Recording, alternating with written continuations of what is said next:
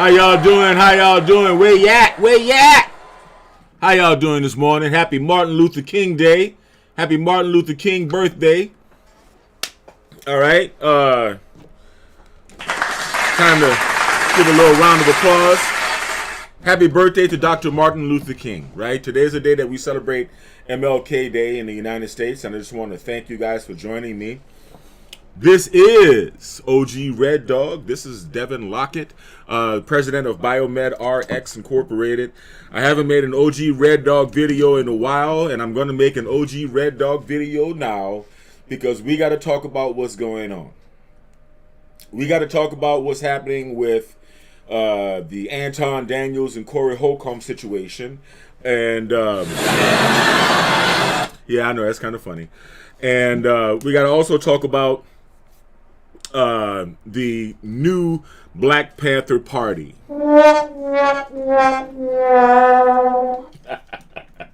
What a joke.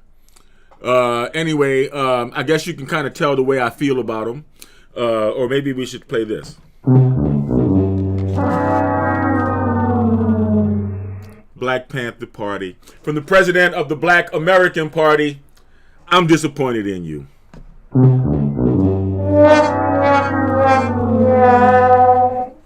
Anyway, a big fart out to the Black American Party. How about that? So first we're going to talk about what happened between Corey Holcomb and Antoine Daniels. You know, these are two brothers that I kind of have an affinity for, a great respect for, both of them. And you know, I can kind of see where both of them are coming from. I really can. I definitely can. I mean, I'm OG Red Dog right here in LA. I understand the perspective from which Corey Holcomb is speaking. And I'm also, I guess some people consider me conservative in some sense. I'm not really sure. But I also understand Anton Daniels' point of view on a lot of things. Now, you know, as a person, I may have some critiques for Anton. As a person, I may have some critiques for Corey Holcomb too. But we'll discuss that as we view this this video here. So let me see. I could either do a screen capture, or we can go over to the display scene. Display scene is kind of, I'm not really sure if I want to mess around with the display scene. Let's see here. Give me a minute here. Let me get this scene together. Actually, no, I'm not. I'm just going to introduce it into this window as a window capture. Why not? Why not? Let's see.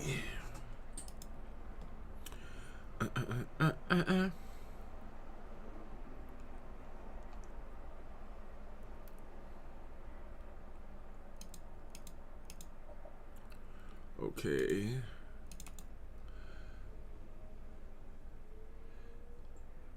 Give me a minute, people. Thank you for joining. There we go. Yeah, we can do that. We can do that now. And let me put my camera right.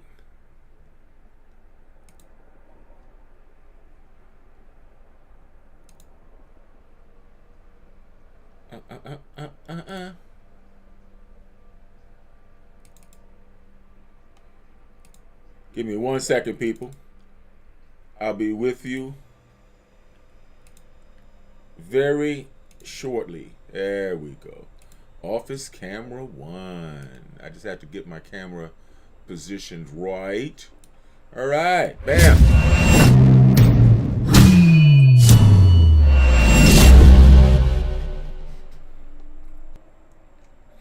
All right, now here we are, and I needed to straighten this. I got to straighten this a little bit more, but at least you guys are watching me here. Let's see here. Window capture. Yeah, okay. And let's see if I can resize this Control Z. Window capture 3.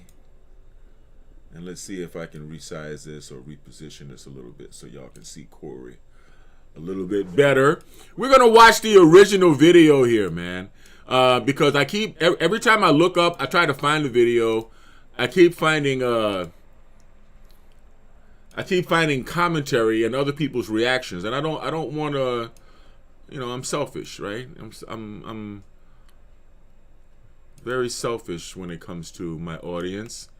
And I don't really want to get you guys to hear my reaction and everybody else's reaction. I want you to just hear my reaction, right? So here we are, okay? There we go. Let's shrink this down. Get this in the middle. You know, this has never been so challenging as it is right now. I don't know why. I guess it's just because I decided to go live today. But OBS Studio does not seem to want to act right. Okay.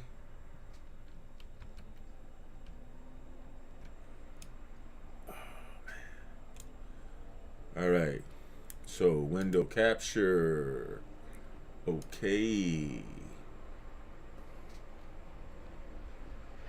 Window capture, bring it down. Oh, it's still too big. Hold on, people.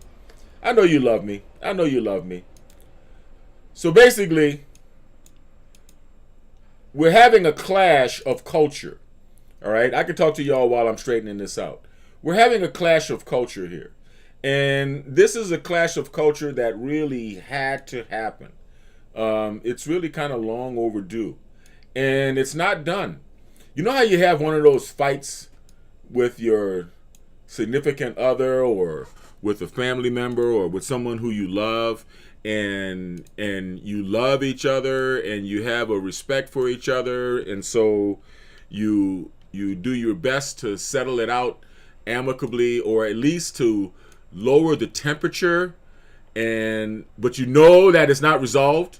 You know the issues are not resolved, right? You're just lowering the temperature. You just have enough respect for each other to say, hey, look, you know, I know that if we continue on in this path that we're going to cause permanent damage to our relationship, and I don't want to cause permanent damage to our relationship. So we're going to have this fight in pieces. Well, that's what I believe is happening right here with between Corey and Anton. I do believe these brothers have an honest and sincere amount of respect for each other. I really do believe. In fact, I think a lot of the fear that they both displayed throughout this interaction showed that they do have respect for each other, but they're coming from two very distinct and different points of view and perspectives. Anton, his heart is in the right place, and his head is in the right place, and he's having to kind of walk in both worlds because he's trying to appeal to people who still follow what Jason Whitlock calls prison culture. I don't really know if that's, you know, the term, but it is the hood culture, it is the bravado culture, it is the machismo culture, and you gotta make up your mind when you're sitting down to debate or argue with someone. What are you arguing, and what is your point? In other words, are you trying to prove that you're smarter, or are you trying to prove that you're tougher? Because you really can't be both. I'm just keeping it 100. I'm keeping it 100 with you. You can't be both. You can't be the smartest guy and the toughest guy on the block. You really can't. Trust me, I've been trying. And so one of them is going to lose. One of them is going to be sacrificed. One of them is going to you can't serve two masters. The toughest guy on the block. You really can't. Hold on. Is going to. I have to continue adjusting this thing. But in the meantime, I want to start this video. I want you guys to start checking out Corey Holcomb and the 5150 show with Anton. / comedy show, but I got something different for y'all. Come check me out, House of Blues, January 18th, Las Vegas, Nevada. This is the Lake Edward Woods real estate market report for September of 2025. My name is DOGRTs, for people who don't know. Thank you for that. Oh my God, not the full thing. I was on time, I'm gonna just say that. Hey, Yes, we sir. expected it. I already knew. That's why I got here almost on time. I was on time. My man. You dig what I'm saying? A lot of y'all know. We said he was coming. Anton in the house. Hey man, let me tell you something. I'm so glad you here. Because people need to see a clash like this. Not a clash within something bad, just people who got something to say, like what you say and what I say. I think it's gonna be interesting. I do too. Yeah. I think it's gonna be really interesting. And we had a great conversation too. We had time before you got here, so we had a great I conversation. buttered her up, so You don't need to go. I made sure that she felt good about this. Yeah, I mean, you don't need to butter. We're still trying to get Shannon Sharp on here, so Darlene can have something to do after the show. This should be great. Oh, brother. Too old. That man don't want this. Well, I know. Your chat think they tough. I noticed They that. think they tough? They think they tough. Yeah. They be out there. They not that tough.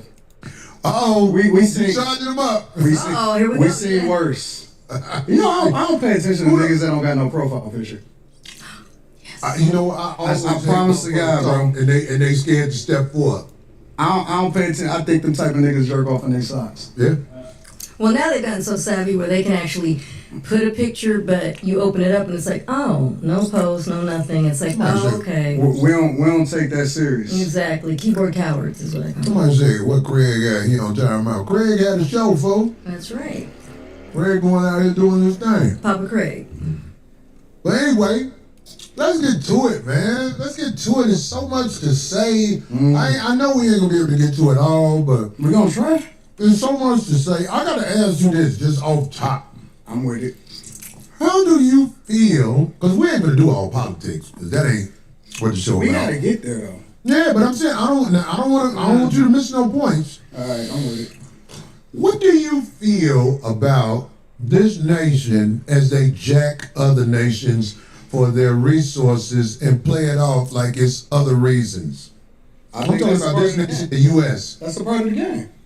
When you say the part of the game, I don't understand. Do you think? Everybody done been conquered. Slavery didn't exist way before we ever came in here. Mhm. So I don't see what the problem is. Well, I tell you like this. I cannot respect men who are claim jackers. Like I don't Like what? Give me an example. like the United States. No, give me an example, like a real life thing. Like, what did they take? The United States. Like taking this country? Not just taking this country. How do you think you got here? Yeah, the transatlantic slave trade. You're a smart man. Right. I know all about it. So it's very hard to be respectful of what is here when me, for example, as an African American male, I know how I got here. I didn't take the cheap flight on Frontier here. My people were kidnapped. My people were robbed. They what? They were sold by Africans. You saying all the people were sold by Africans? How you think what you think white people came over there and got us? Yes. No, they were sold. So They just capitalized off of it better than the Africans did. Okay, so you're saying that all of the black people that were brought here were sold by Africans. Correct. So the white people were just doing transactions over there. Absolutely. It was capitalism. See, the thing about white people, you think that racism is inherently in them. Racism is inherently in all of us. Black people is some of the most racist people I've ever seen in my entire life. We don't even like each other. So can I ask you a question? No, let's stay there. Okay. We don't even like each other. And so black people participate. Some of the first slavers in the United States of America was black people. That's the truth. So what I'm trying to understand is, was slavery in the United States before? Slavery existed thousands of years before we got here. Okay. Slavery was on every single continent in this world.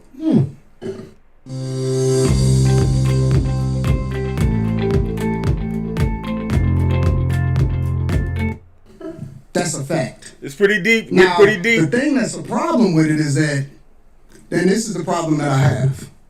What you niggas want? What do you mean when you say what you mean? What do y'all want? Like, cause y'all complaining about it over and over again, and I'm trying to understand what is it that y'all looking for.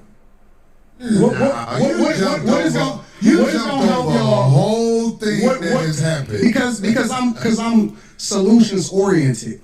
And I'm tired of niggas that ain't never been through shit complaining about shit that they ain't never been through. If you black in the United States, you've been through some shit. But I'm tired of niggas complaining about shit that they have never been through. Like, you've been through some shit, but you ain't been through that. I don't understand. What are you saying? Because most of the niggas that's complaining about it ain't never even really seen real racism. These is new niggas. All of these internet niggas right here, these is new niggas. So are you saying black people in the United States, some of them have skipped over racism? Yes. Definitively. Come on, man. Definitively.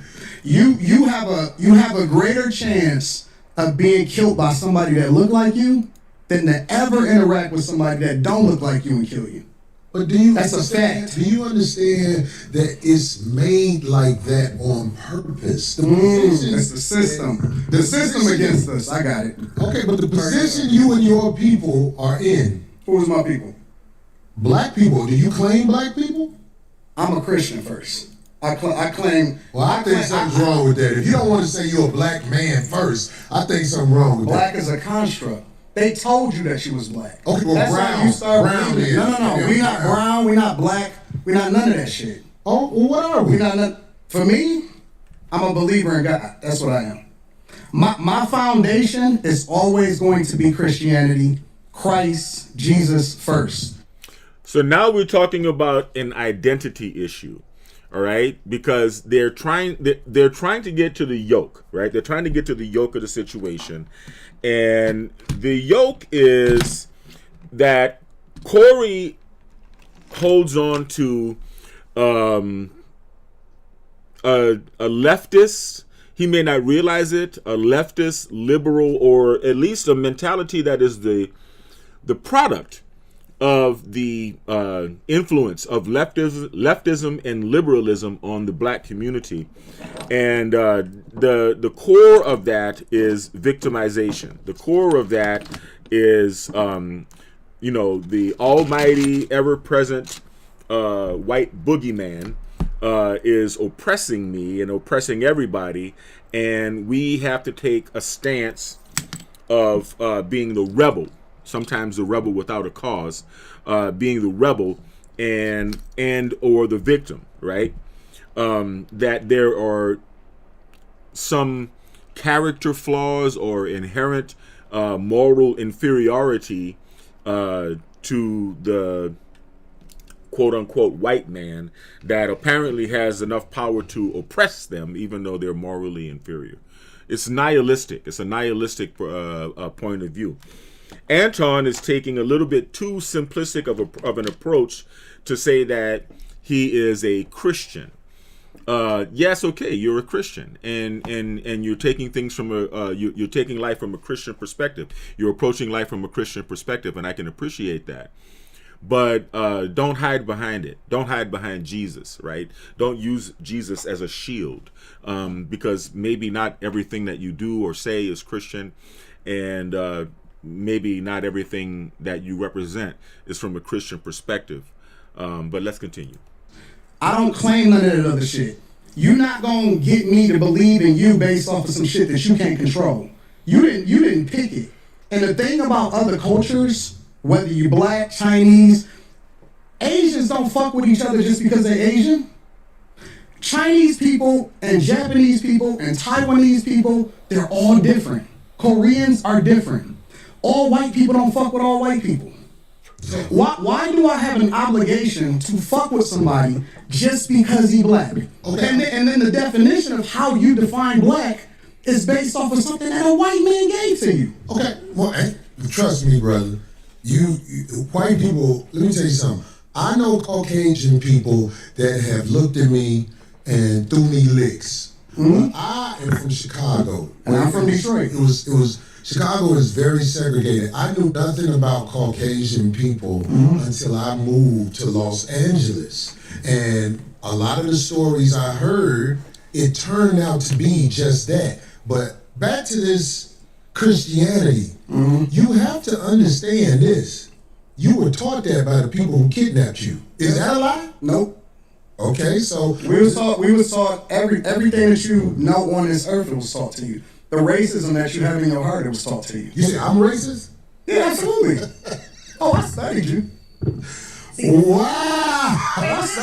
This is why Where am I racist? I don't know a lot of racism in me. But Absolutely. maybe you can show me something I don't know. We gonna get there. I wanted We'll you get guys there. to start the show off in your own No, when Brother Anton Daniels was talking to me on the phone, I knew that we didn't see eye to eye on a lot of things, Yeah, but we I talked about believe that. we can have a conversation like men. It's like a lot of stuff he said right now I disagree with so much. But Both of I'm us. going to try to make a point because I have the hopes in reaching him in a way. You know what I'm saying? I know that ain't guaranteed. I'm not And I have the hopes that I'm gonna get y'all off of the Democratic plantation. Yeah, because I don't know nothing about the Democratic plantation. Everything that you speak of is a reflection of the same thing that they speak of. So you may not claim it, but you're a reflection of it. Well, if I reflect something that is this Democratic plantation, I tell you what, I really don't study a Democratic plantation. I try to study being a stand-up human being where when I look in the mirror, I don't see a slick motherfucker. Right. That's who I am. I'm with it. That's a I shot. don't like That's a slick shot. That's the first thing we First agree on. shot. First shot Okay, fired. good. I'm glad we First got shot that. fired. But I get labeled all the time. I was talking to a young lady on the phone the other day, and she said, "I know you hate the what's the lady who calls herself a doctor? I'm blanking right Oh now. my God. Dr. Bryant." And I'm like, I don't hate nobody. Where do you get hate from? And then I was on the internet. Every once in a while, I look at the pages that use my likeness and image and everything, and I listen to some of the stuff they said, and I was called bitter, and I don't know how to get money. But anyway, coincidentally, today I'm talking to a brother who knows how to work the internet well and get money. Facts. Well, you see what I'm saying? Facts. So it's like everything comes in its season for a man like me. I don't say I got all the answers to everything, but I am willing to talk logically to people who I feel like are able to communicate. That's what I'm saying. Because like the stuff you saying, and I'm like, get the fuck out of here. Get the fuck out of here. Yeah, 100%. And I mean, that's your personality too. Like, And it would be boring to hear just one person's take or views on things. This makes it interesting. Excuse me, ma'am. You need a mic, ma'am. You can ask on the mic. Goddamn. Anton, just a clarifying question. What about, are you comparing racism with prejudice? Is it, do you think black people can truly be racist, or are we just prejudiced? no, I think that there's a lot of people that hate white people, like straight up hate white people, and it's very unfortunate because they're not even the ones that's winning over here. We compare ourselves against a group of people that the majority of them is on food stamps and welfare. They will be a disappointment to their ancestors. Right, but isn't true racism a system that controls access to, Well, that's the argument, right? The argument is we can't make sure white people don't get access to certain schools and programs and things like that. the main way that They they need to be empowered to be racist, to be quite But honest. see, that's what I was gonna say. That's the argument that black people make, is that you can't be racist if you can't actually have an impact on another group of people.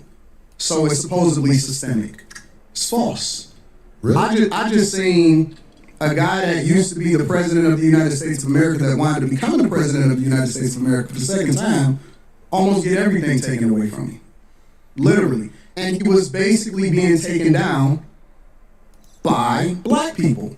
Kamala Harris, Letitia James, who was the, in New York, Fonnie Willis, down in Georgia. All of those are black women, specifically that met with Kamala Harris months before they actually started this campaign during the Biden administration. And it's so funny to me because then I have to ask myself the question, well, listen, if this is a construct, and if it's all about white people, and all of the energy is going towards a person that black people fucked with before he actually ran for president of the United States of America, but we champion Barack Obama. Not me. So how would you purify water in case of a blackout? I boil it. Boiling kills bacteria, but it doesn't remove it. No. Take yourself out of it. We talking about the culture. It may not necessarily be you individually, but we as a culture fuck with him. Oh, Barack Obama and his wife. We fuck with him. As a culture, we champion him.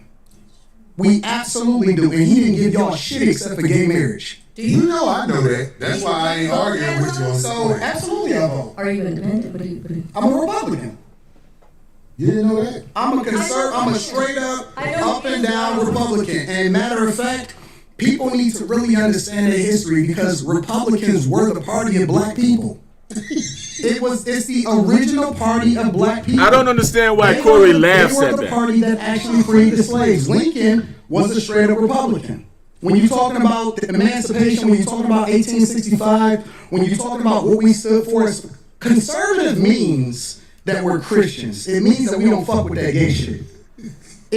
I'm telling you, You don't fuck with the backdoor shit. I don't. I don't either. That's what it's saying.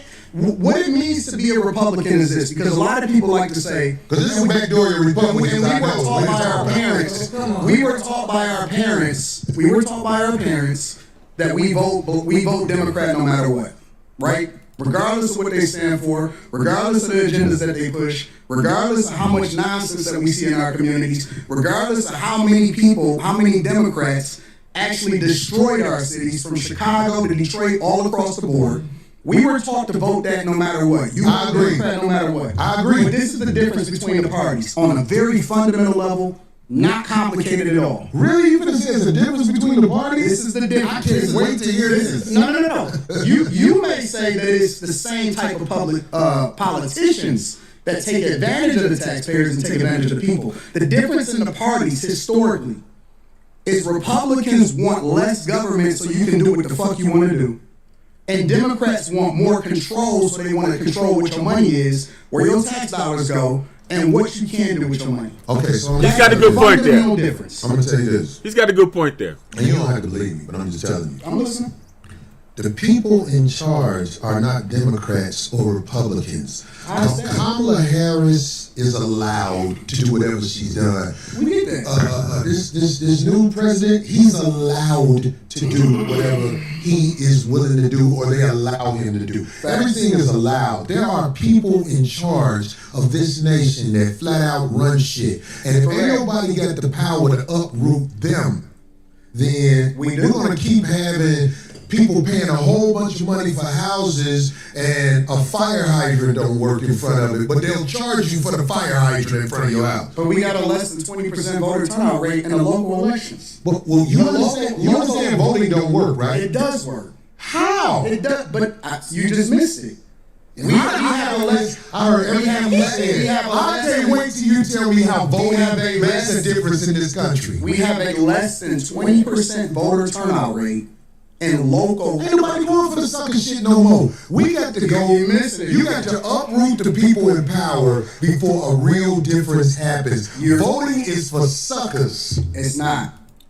People that don't vote are ignorant as fuck. Well, I guess This is a good time to pause and talk, okay? Because this is showing a very, very big split in Black American culture, okay?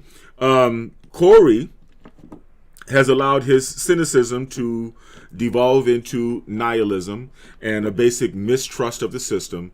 And if you think that voting is a sucker move, it's only taking like one afternoon of your time, right?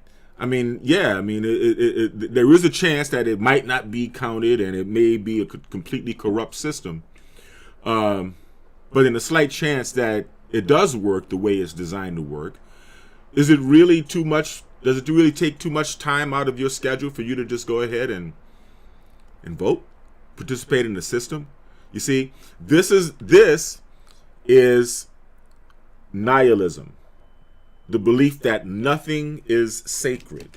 And this is where Corey Holcomb and myself and Corey Holcomb and Anton Daniels first expressed their primary philosophical difference.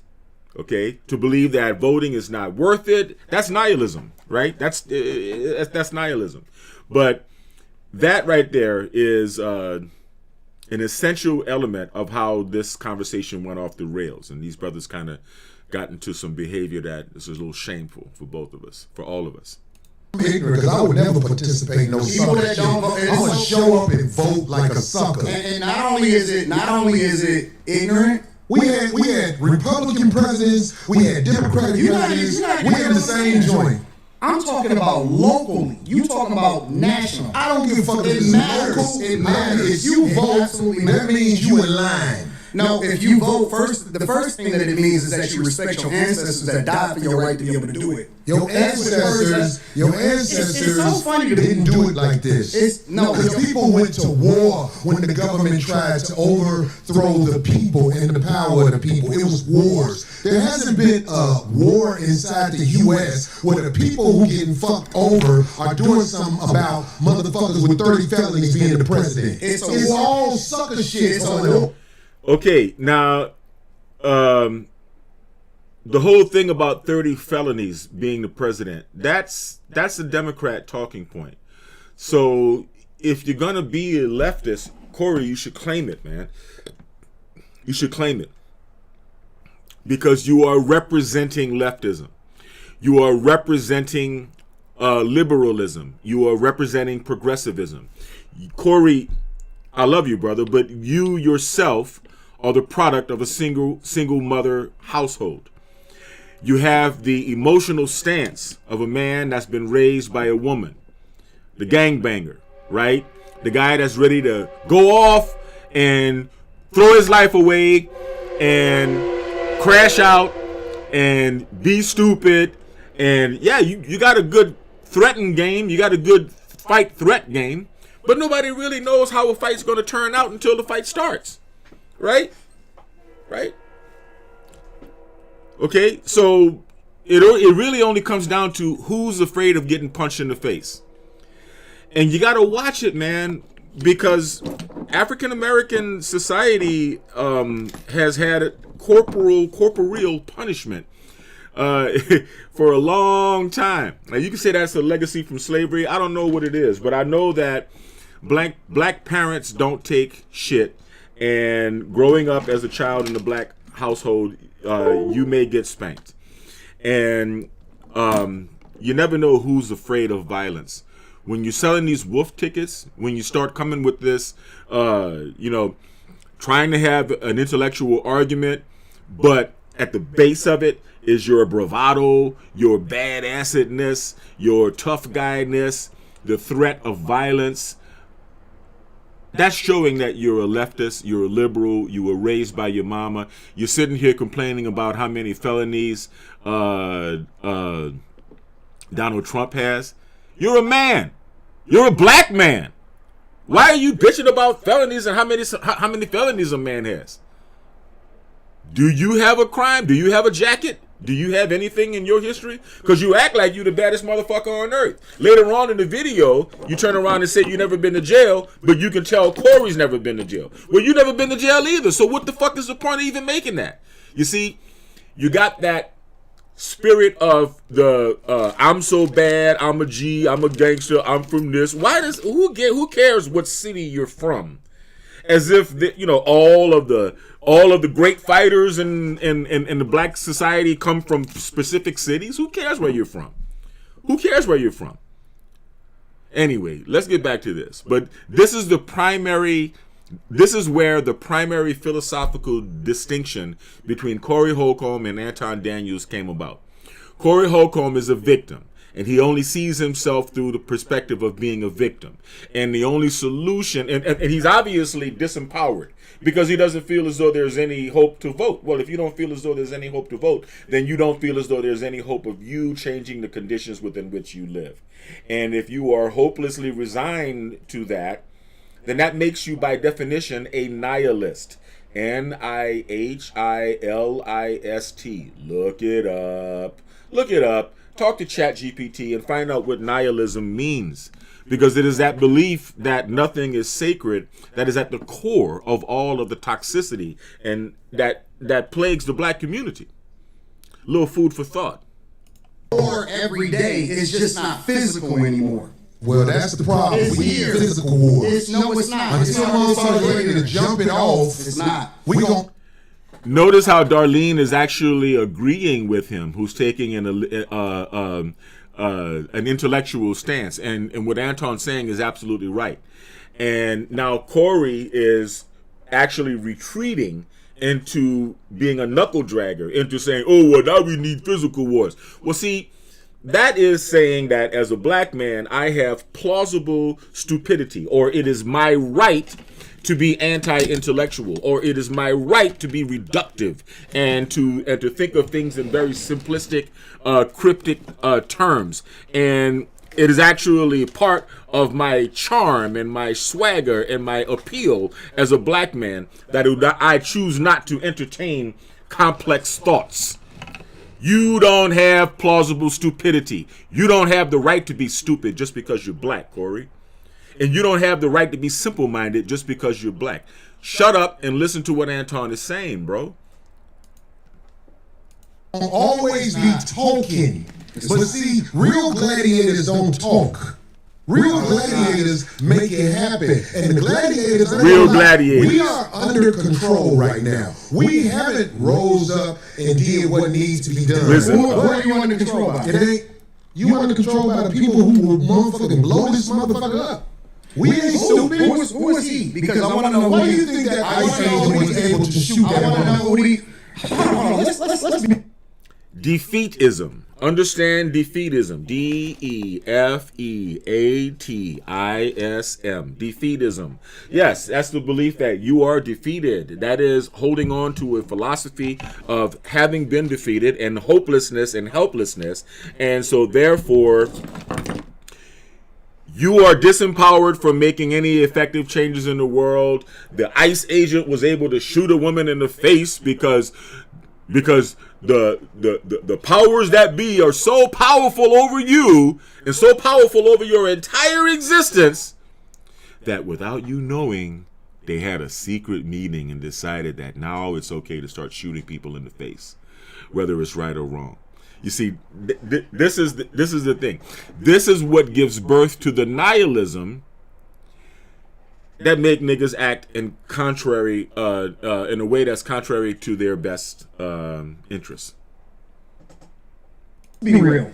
Fuck that woman. Well, that's what you would say to somebody you don't know or whatever. No. I'm on the streets. I've been pulled over by the police. Who ain't on the streets? Or the ICE agents. And there we go. I'm the street. I'm from this city. I'm from that city. I'm so bad. I'm so hood. I've been to jail. Okay. You in LA. I'm in Detroit. I'm in the blackest city in the United States of America. I can move anywhere I want to go. I choose to stay in the core of my city, and I choose to participate in my neighborhood. I choose to tap to the streets. I choose to put kids through college. I choose to interact and truly use my tax dollars and whatever it is and give jobs. I employ over 50 people. I put my money in my community with my people. So I choose to engage. So when we talking about being in the streets, That's petty. That don't count to me. I don't. Well, that's what should count. I don't get Because it. out there in the streets where the people live that you helping, they can get pulled over and shot by a cop, and an investigation will be said. But here's the truth: we know, if I believe you know this already, when the cops shoot you, ain't nothing you do about it. There you go. Now, if you can just agree with me on that, then we have a basis of agreement that we are helpless, that we're hopeless, that we're helpless to this. All you got to do is agree to being as helpless to the white man as I feel that I am. As long as you just agree that you're there with me, that we're helpless and hopeless, and if a cop shoots us, that we just niggas and we can't do nothing about it. And that's what he's doing. Look at the look on his face. You see? So he takes an expression, he takes a situation. You know, yeah, of course, we've had unjust cop shootings and Black Lives Matter incidents and all this other thing, right? I'm not saying the truth or untruth of that. I think Anton's answer that it depends on the situation was absolutely right. But what Corey is fishing for here is an admission of victimhood from Anton. So he figures, I've got a situation here now. If you get shot by a cop, da-da-da-da-da-da-da-da. So basically, if you were to stand up and disagree with what I'm saying, now you're the Uncle Tom. You're the Sambo. You're defending a cop who just shot you. Oh my God, this is so crazy. Do you think that's wrong? This is so insane. It's insane. I said when the cops shoot you, ain't nothing you can do about it. Is that a lie? This is so insane. But you didn't answer it. I'm going to answer the question. Okay. I'm going to answer your question. It depends on the circumstance. And the interesting thing about it is this. The majority of the people, because you like to use a blanket statement. That's like me saying all black people are stupid. Well, have you said all white people stupid? No, I'm talking about cops. You should say that one time because it's easy to say all black people are stupid as an example. Say something about the white people. No. You're not. I don't think you do that all the time. Well, I didn't hear you. Can you tell me? I'm talking about liberal language and literally being the biggest enemy of the United States of America. That's the thing I say every single day. Literally, white liberal women are the worst thing that ever happened to this country. What about their men? But we gonna get there because you keep trying to get me to qualify it by participating and joining in on the court. No, I think you're doing what's easy. No. I'm doing what's real. I think you don't want to go against them. Because if you go against them, it'll be some video where you going against them. And when I say them, I'm talking about your boss. Now, wait a minute. Okay. When I say them, I'm talking about your boss. That's kind of uncalled for, Corey, because Antoine obviously works for himself, man. I mean, the guy's got money. I don't know if he's got as much money as he claims to have, but he's got some real estate. I don't think he's working for a particular boss. And so basically, you're saying that because he's not coming out with this illogical, irrational, militant, reactionary victimhood perspective that from which you're speaking, that there is some fictitious white man, and I know when you say to the boss, you're talking about white, that there is some fictitious white man out there that is his boss that he is trying not to offend. That's a little bit, that's taking it kind of far, man, because you're trying to emasculate him. You're trying to emasculate him and saying that he's afraid of some other man, and that other man does not exist. If the man's got real estate and he has his own business, that other man doesn't exist. I don't have a boss. We say that.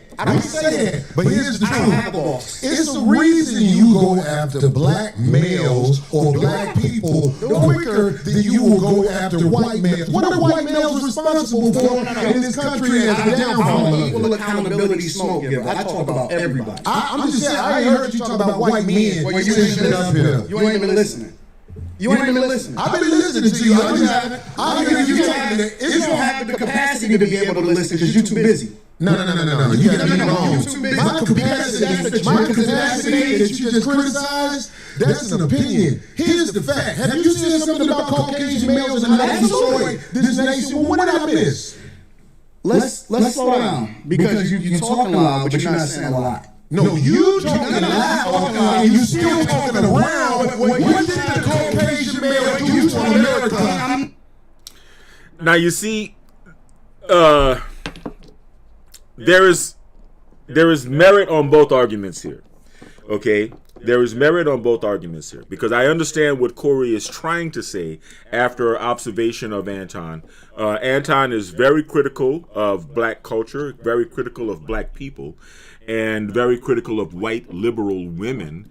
And I don't recall having heard a criticism of conservative white men or the racism of white men in our society as being detrimental. You're absolutely right, and I agree with Corey here. Okay, this is a Corey clap here. I agree with Corey here on this particular point. I think what Corey is trying to articulate that he may not be able to articulate as effectively as he's trying to do is that the overall tone of Anton Daniels is that he is a panderer, that he is pandering to white conservatives, or at least he wants to maintain the respect of white conservatives. I don't know what the demographics are of his audience, and I don't even know if he knows. Maybe he knows. He probably knows. He seems like a smart brother. He seems like the kind of brother that would actually know the stats on his YouTube channel. But the reality is he didn't articulate it as well as I would have, right? I understand where he's trying to go with this, right? I understand where Corey's trying to go with this, but he didn't articulate it as well as he should have. And I think both of them are a little bit too tied into trying to serve two masters. You're trying to be the smartest guy in a debate, and you're trying to be the toughest guy in the debate. As black men, right, our masculinity is very, very, very, very important to who we are. It's very much ingrained in who we are. And so I challenge my brothers to try to stay a little bit toward the intellectual side of the argument and let the machismo go, because the machismo is only going to hurt pride. It's only going to bruise egos. It's only going to make people want to buck up, which is eventually what happens here. Bring it down. I'm not getting into that. You dancing around it. And that's why I lose respect for you when you start dancing and kissing Caucasian males' ass. But I don't do that in front of me, because I'm not an ass kisser of nobody. Yes, you are. I'm cutting it at a very, very, very, very important point. We're going to back it up again. Okay. Now, Corey, I understand and I agree with you where you're coming from again, right? But now we're getting into some dangerous territory, because we're getting into some things that could be construed as sexual. I know kissing ass is not a sexual thing. I know that we always talk about brown nosing and how the guy on the job has got a brown nose because he's a brown noser, because he's an ass kisser, and the head nurse is the one with the knee pads and all the rest of this. I understand that. Ass kissing is ass kissing, and even children talk about don't kiss the teacher's ass or whatever. I get it. But it also has a sexual meaning. It has a sexual meaning. Putting your lips on the buttocks of a person could be considered a sexual act. And so remember, we're fighting two battles here. We're fighting the intellectual battle and the machismo battle. And you shouldn't be doing that at the same time. All right? I'm a black man. I understand. That's the way we talk. That's the way we deal with each other. I know we are a race of alpha men, and we have a lot of testosterone. I get it. And I appreciate my brothers for that. Both of them. However, there is a potential for it to blow up. And that's what happened here. So let's see what Corey says in response. Suck the dick of white people right now. What are white males responsible for in this country as a downfall? Equal accountability smoke giver. I talk about everybody. I'm just saying, I ain't heard you talk about white men. And I want y'all to watch Darlene's face throughout this. I love Darlene. She's a trip. You ain't been listening. You ain't been listening. I've been listening to you. I'm just You don't have the capacity to be able to listen because you're too busy. No. You got me wrong. You're too busy. My capacity that you just criticized, that's an opinion. Here's the fact. Have you seen something about Caucasian males and how they destroy this nation? Well, what did I miss? Okay. Now,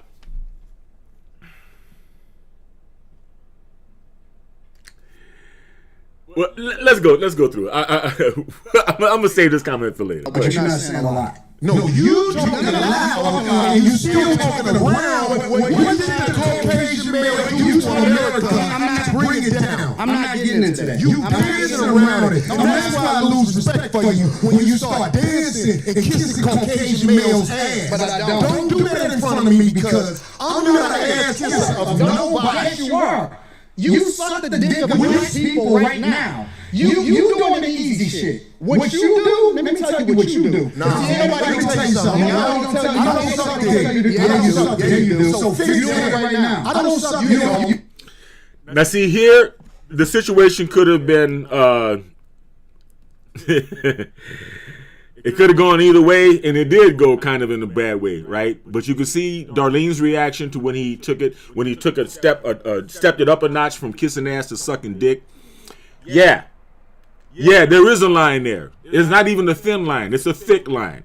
Okay, I gave the warning shot about kissing ass potentially being a sexual reference. Sucking dick is definitely a sexual reference. Now, I gotta admit, black culture, contemporary black culture, does have a peculiar obsession with homosexuality, and so we tend to go a little bit too extreme beyond the expression of kissing someone's ass. We say, "Oh man, you dick riding, or you slobbing, or you doing this, or you doing that," right?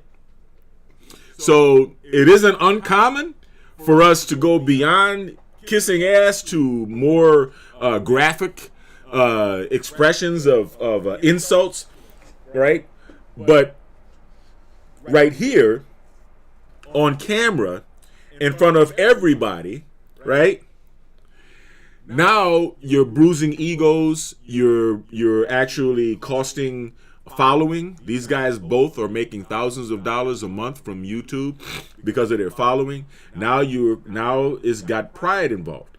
This would be the perfect opportunity. This would have been the perfect opportunity for Anton Daniels to just say, "Hey man, if you don't want me to say you suck dick, then don't say I kiss ass. And let's keep it on topic. Just leave it there. Right? But you cannot emasculate me by saying I kiss Caucasian men's ass and then say that I don't have the right to say that you suck dick." So I understand Anton's point and I understand Corey's point. But it should have never gone there because they were trying to have two different debates at the same time. One of intellect and the other of machismo. You doing it right now. Believe me when I tell you. I don't do that. I don't do that. Listen. So don't come at me with no sucky shit. I'm going to give you the same thing what you send me.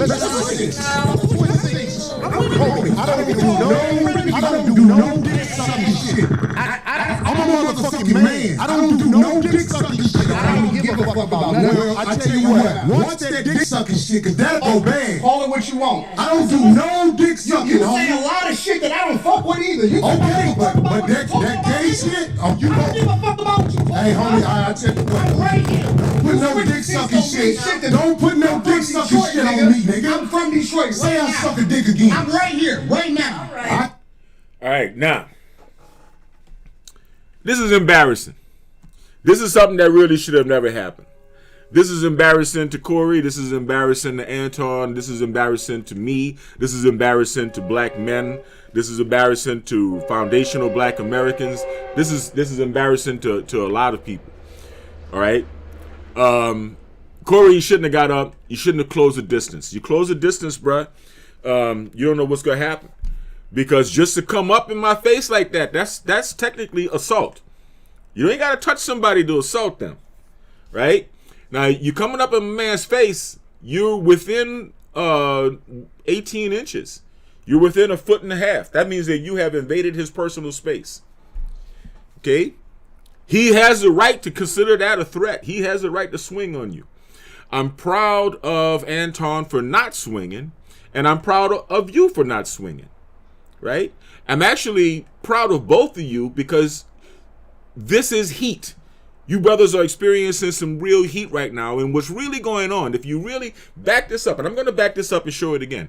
If you really back this up and show it again, you can see the boundaries being pushed back and forth and back and forth. Right? This isn't 100% in Corey's favor. This isn't 100% in Anton's favor. This is an honest to goodness fight. This is a fight. All right? I'm proud of you, brothers. I'm gonna respect you. Dance around it. Dance around it. No. I don't do no dick sucking shit. I'm gonna respect you because it's your platform, and I come out here to have a conversation. We good. Now, see, Corey is conceding like a man. He's handling this shit like a man.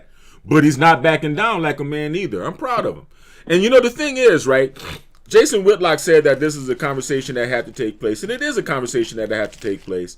Because I have, you know, I've done my street. And I've done my, you know. I've done what I had to do, right?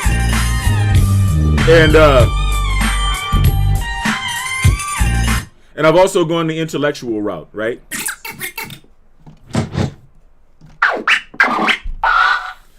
And I understand, right? I understand. I understand being on both sides of the coin, right? You are still a man and you're not going to let somebody punk you. And just because someone claims hip-hop culture or prison culture does not mean that they're necessarily bad, right? And just because somebody might be bad doesn't necessarily mean that you have to be scared of them, right? Right? Like when I grew up, you know, somebody would say, "Oh, I'm not scared of you." Our response would be, "You ain't got to be scared to get your ass kicked." You know what I mean?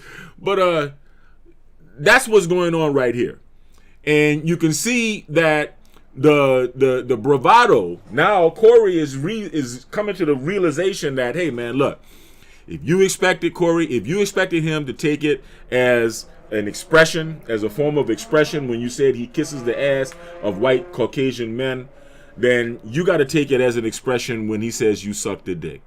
Now, you can turn around and say, yo, man, sucking dick is a little bit too extreme, and I understand where you're coming from with this, right? But don't turn this into a situation where you're trying to punk him out and you're trying to show who could punk who out, because that does not mean that that person won the debate. It just means that that person was able to intimidate the other person. And you're not able to intimidate Anton.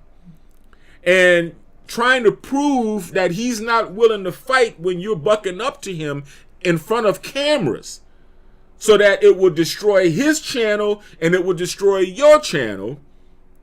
That kind of crashing out, throwing your whole fucking life away, that's just stupid. If what you want is a physical fight, let's get off the cameras and fight so that we can preserve our careers. But if I'm not willing to throw my career away, my YouTube channel away, that doesn't make me soft. That doesn't make me a punk. It just makes me too smart to do some dumb shit and to throw my career away. But we good. Up on me. Yo, we good. I did already. I don't need this sucking shit. Microphone right down. Yo. Right now I'm going up. I don't give a fuck about No, this shit. sir. Oh, There you just go. run your mouth. There you go. You're not bossing up. You're not bossing up on me, and he's come with this. I just did. So in other words, I'm the alpha, you're the beta, because I came in your face and you didn't say shit. So now we're back to a motherfucking black grammar school, right? Now we're talking about what goes on a grammar school, right? On the back of the bus, right? Oh man, he stepped on your shoes and you ain't even do nothing, man. Man, you a punk, man. He got up in your face, man, and you ain't even do nothing, man. Come on, man, really? Really? Really? Are we men?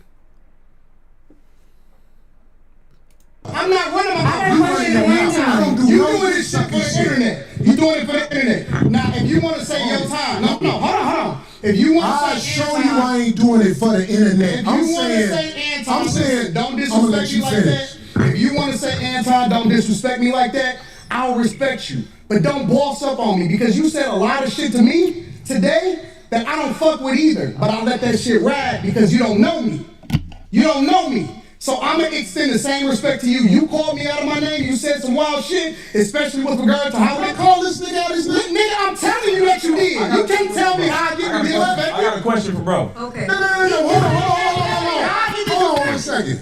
Hold on, we just getting loud. I ain't getting loud. Then don't switch seats. No, this my show. This my show. Cool, but I'll take that shit as a threat. Okay, well, it is a threat if you calling me dick sucking. I don't dick suck, my nigga. Man, fuck what you talking about. I don't dick suck. If you want to get back to the conversation, because you ain't gonna do shit.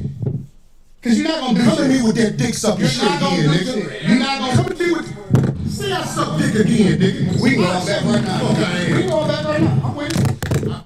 There we go. If he's asking you to step outside and take it outside like a gentleman, why are you dropping the microphone and trying to invite him to crash out, throw his show away, and you throw your show away? Just because you don't mind, just because you so self-destructive, just because you have such a low sense of self-worth that you don't mind taking everything that you've worked for and throwing it away in front of the camera because you don't want to lose face in front of the camera. And this man is inviting you to fight. He's inviting you to fight. Now, personally, Anton should have stepped outside and waited for your ass. I'm just saying. He should have stepped outside and waited for your ass. But then y'all would have canceled the show and made it look like he ran outside and he punked whatever. Okay? But this shouldn't have even gone that far. All right? And Corey's obviously embarrassed. We're going to rewind this and watch it again. I bet you won't say that shit. We go back right now. I got money for all this. Whatever. I got money too. Nobody give a fuck about that shit. Hey, No, it's not respect. I ain't falling for the. I ain't falling. Don't leave. Get out the way. Don't get in the way of two niggas. Let me tell you something, homie. Now he gonna try to express his motherfucking masculinity on a woman because he just confronted a man who's not afraid of him, a man who he can't intimidate. And you can see the look on Darlene's face. Look at her. She's right. You're right, girl. You're right. Let's get a good, nice fart on Corey and shit.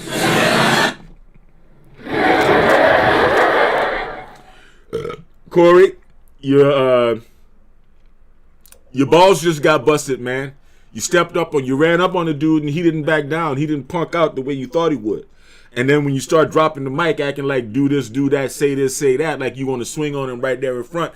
First of all, me personally, I would have said, say I kiss ass again. And if you bold enough to say I kiss ass, I'd have looked you straight in the eyes and said, you suck dick. And then what you gonna do? Nothing. But that's how it is, That's how it is. I ain't got to go out back right now because we got to go out back to lead this motherfucker. But I'm saying now you making it. Now you punking out. I ain't got to go out back because we got to go out back to lead this motherfucker. What does that mean? What does that mean? You ready to fight right now? I'm saying let's take it off the camera. But anyway, I ain't even trying to go there because they should not have been having that fight. They should not have been having two conversations. Either you're going to have an intellectual conversation or you're going to have a brawl. Okay? Schedule it with Dennis Sperling. Let Dennis Sperling host the match. Get you some gloves. I got my gloves right back here. Get you some golden gloves and get out there and step and square up and go toe to toe. Right? But the whole thing about, I'm going to put the mic down. I dare you say it right here in front of my face. And if you don't, then I'll punk you out. No, you didn't punk me out. I'm asking. I'm inviting you to your parking lot, bitch.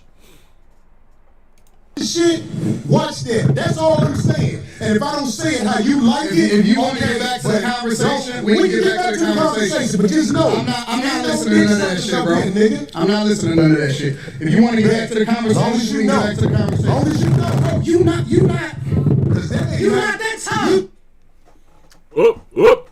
Up. Cameras go off now. They came back.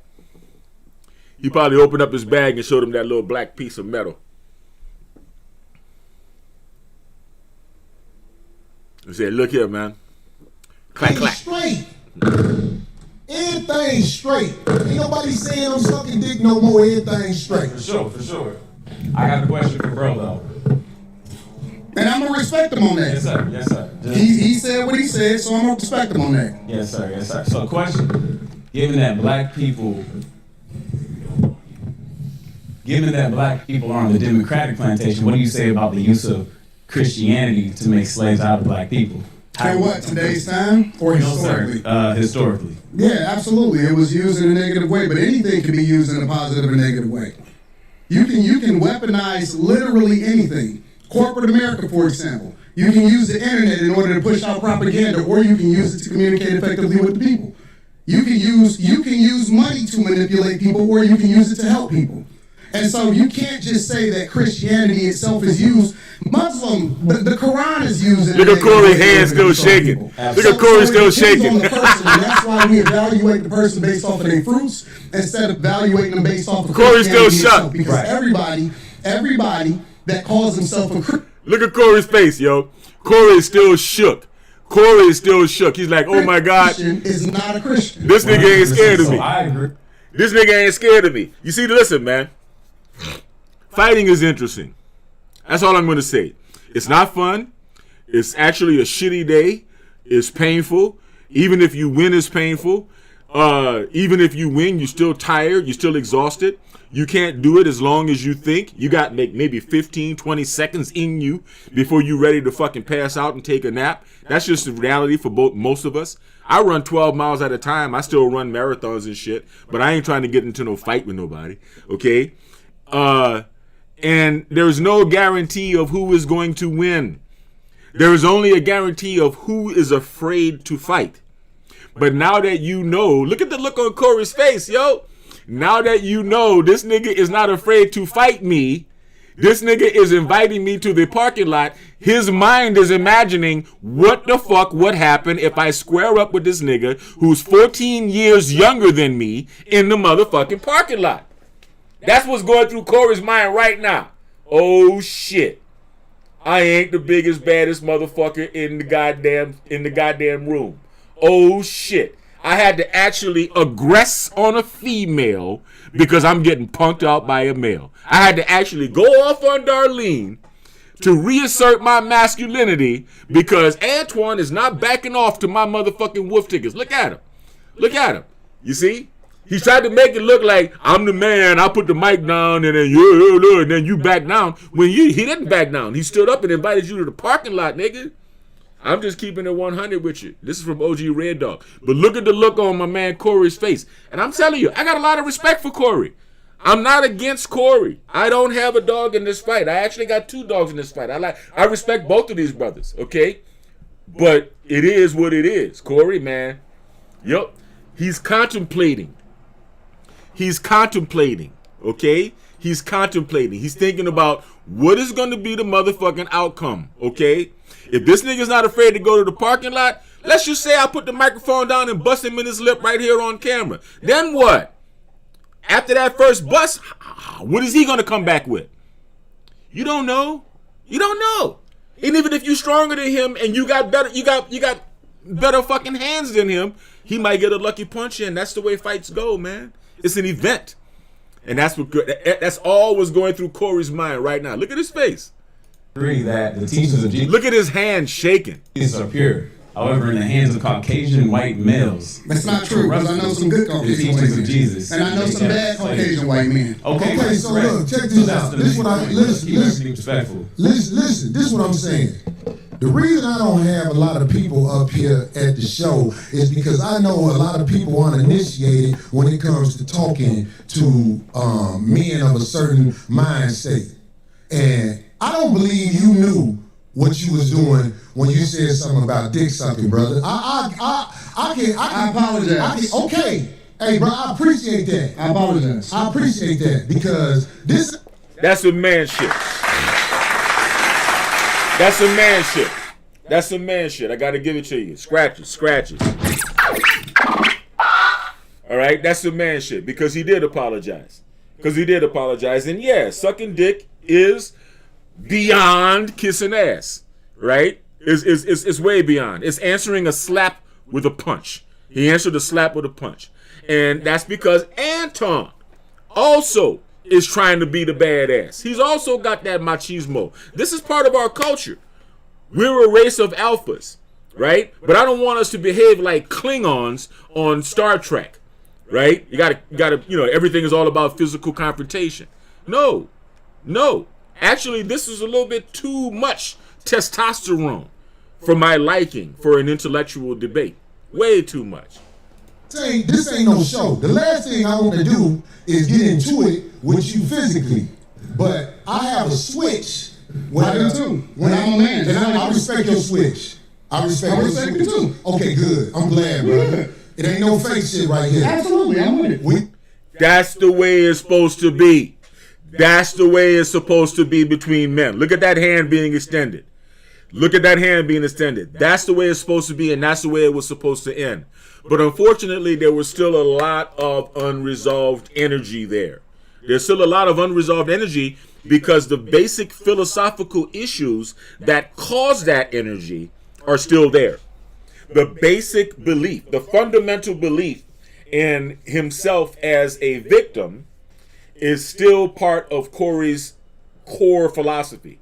The fundamental belief that toxicity is something that black people need to get away from with the quickness is ingrained in Antoine's philosophy. Okay? I agree more with Antoine's philosophy than with Corey's philosophy. I understand Corey's philosophy more than Anton's philosophy because I come from there, right? And anyway, I understand Anton's desire to cross the bridge because you are not going to tell me that you are street and I'm such a square, that you're so gangster and I'm such a nerd that I don't know how dangerous it is to talk to you in a certain way because I'm not savvy enough with the streets to be as scared of you as I'm supposed to be. That ain't gonna happen. That ain't gonna happen. You ain't gonna dry sun me like that. You know what I'm saying? You ain't gonna sun me, and you definitely ain't gonna dry sun me like that. You know? But let's go. I appreciate it. It's a backhanded gesture of atonement, right? But it is nevertheless a gesture of atonement. We straight. I respect your switch, brother. And I'm saying, a lot of people don't know the way I was brought up. You can't step to men like that. So I'm not checking you. I'm just trying to let you know that when we talk to each other a certain way, like if dick sucking is brought up, that's just like motherfucking pissing on my shoes. So I'm saying like I could get back straight. When I said your in, it wasn't phony. Listen, I get into it with my homies. I get into it with my brothers. I don't have two sisters. I got three brothers, and we scrap it out. I scrap with my nephews. It is what it is, and then we shake hands and we keep it moving. Once we have a disagreement and we get it out of our system. See, Corey's thinking, hey man, just because you and your brothers and your cousins and your nephews fight, that's not the real kind of fighting that comes from the streets. No, man. Listen. That whole fear you think everybody is supposed to have of a street culture, it does not exist. That it was never legitimate. It was never legitimate. It was always toxic and destructive. The only reason it had any kind of fame to it is because another culture decided to grab onto it and make it something for movies and for record sales and all the rest of this bullshit. All right? But hey, a fight is a fight. It's a physical confrontation. And everybody has a human body with 10 knuckles, right? Or 20 knuckles. I don't know. How many knuckles you got? One, yeah, whatever. However many knuckles you got. 18, 16, whatever. That you can throw at each other. All right? Everybody has the same materials. And he's not afraid of you. Now, see, right now, you can see it again. Corey is still trying to be the alpha. He's still trying to think about, how can I be the alpha? I just gave this nigga a motherfucking, atonement, a conciliation, an apology, a backhanded apology, while calling him a punk, by saying I'm hood, I'm street, you're square, and you have never been experienced. You have never been exposed to a hood, street, gangster ass nigga like me, so you didn't know how offensive what you were saying, and I'm gonna give you a pass because you so fucking square and shit. No, man. No. He's not off of his mama's tit. You are off of your mama's tit. That's why you still behave in such an emotionally reactionary way. But you can see on his face, he's still trying to win the situation. He's like, wait a minute. This nigga looks smarter than me because he is smarter than me.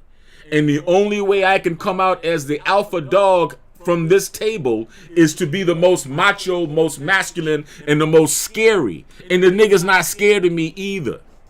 So, if we good, then we good. I'm good. I'm with it. Let's get He to ain't the good. Look at That's why I tried to explain myself right there, because I'm like, this man probably don't even know. He good. He's calling him. My mind is set up. He's calling him weak. He's And still trying to establish. When people do things, I'm a like gangster and you're not. I call it backdooring on my show. When people throw that at you, it's a set off. And I'm saying, like, I ain't trying to get set off. I think I'm a lot more than somebody with name calling to get at me. But I'm saying, like, but see, I don't believe you, Corey. You got up and change your seat because somebody said some words to you. Because you do the same shit that you feel offended by. Really? You do, absolutely. Give me an example. You just did it. You said a lot of shit to me that I don't necessarily care about. I didn't say nothing about dick sucking. You pick and choose what's disrespectful because you're applying it to you. It's other people out there that don't take that shit. Okay. Ass kissing could be just as offensive as dick sucking. You shouldn't have even gone there with the emasculation. Don't even go there trying to emasculate. Just hear what the man is saying to keep it on topic. Well, I'm glad you said that. So listen to me, Anton. But hold on, let me say this last part. Land. But I get it. Because you don't know me. And I don't know you. So you don't know what I look at as disrespectful. And so as a result, I just let that shit ride. The only thing that ever triggers me is, and this is why I like to do shows in person. I told you before the show, I said I don't do no more live streams with people that I don't know. Did I not say that? Because I want to see them look in their eyes and see what's really happening, right? And the reason that is because the only thing that set me off is if somebody make it seem like they ready to do something. Then I'm like, okay, well, it's all right. Fuck the conversation. Well, how about this? People may be ready to do something for whatever reason. They want to be ready to do something. But what I'm saying to you is, you know, in this world, they are trying to normalize men in dresses. They're trying to normalize a woman wearing a thong in front of a church gathering or whatever, right? And you know what I'm saying? I could handle whatever is happening out there, but I'm saying, like, I'm still standing on this. I'm standing on this. If a man walking up to me with some homosexual talk, like, I could take, I said this before, I could take a meeting at a brother like Tyler Perry's house because I know what's gonna happen if it go bad. The house gonna get tore up. I ain't saying that to act like I'm tough. I'm saying there's certain things that we as men cannot say to each other without clashing. And it is my opinion with niggas that I know and where I'm from, if I say to one of my homies, man, suck a dick, everybody will get quiet that we know. And they'll be like, what is that? What is that? Because it's like, that's that homosexual talk. So what I'm saying is, you know what I'm saying? If it's one way to get a brother like me, I know brothers who are preachers that would put their religion down for that right there. That's all I'm saying, black man. That's all I'm saying. Listen. That's where you at. So I'm gonna respect that. Thank you, brother. I don't want no drama. I swear I don't want no drama. Now, they shook hands again and they clarified each other again. And nobody punked the other one down. My life is good. Mine is too. I believe you. My life is good. I'm with you. You know what I'm saying? I ain't want you to come up here for that. It's just the simple misunderstandings that we as men can have. I think older black men like us need to make sure There are boundaries that simply can't be crossed when men are talking. And if you tell me a boundary, Anton, if you tell me a boundary, I promise you, I'm going to do my best. That was the perfect opportunity for Anton to say, "Don't say I kiss ass, brother, and I won't say you suck dick." And let's go back to where we were before the whole shit went where it didn't have to go. I'm not. When I'm talking to Willie D don't like when you call him nigga. And I go out of my way not to call Willie D nigga because I can't go with Willie too. For me though, I don't give a fuck about the talking. I don't have no boundaries. I don't care if a nigga say something about me. It is what niggas say shit like that all the time. Like that's the environment that we live in. I only care about my real life. Can I ask you a question? You just said men talk disrespectfully to you in your face all the time. No. You did not hear what I said. I said they do that shit all the time. You see it in the chat. You see it in the comments, all of that shit. See, now he's trying to personalize it, and he's trying to say that Anton admitted that he's a punk. He's still trying to be the most macho. He's still trying to be the alpha dog of the table. And I understand, man, it's your show. It's your show, but you invited somebody who's smarter than you on your show, bro. Right? Yeah. I don't care about that shit. Right? That's right, because that's for the internet. Right. So when people say stuff, I don't take it personal because it's not a thing to me. It's just talk. The only thing I care about is what happened in real life. When I cut that shit off in real life, my life is great. Right. Let me tell you something. So my point is that I don't take nothing personal unless it gets personal, unless it gets physical. That's the only thing I'm up on. Anything else I can walk away from, I don't give a fuck about that. My life, I can walk away and I'm probably gonna never see that person again. I understand. This is why the chat, I allow them, and in fact, I encourage them to be themselves in the chat. Because this is a computer screen. But one thing I will say about, this is to the youngsters especially, because they the ones who really don't know. I'm talking about 35 and under. When you in a man's face, you have to watch how you talk to them, because face to face is a lot different than the computer. On the computer, let me ask you a question. Let me ask you. You see, they shook hands twice. But now my man Corey is still trying to establish.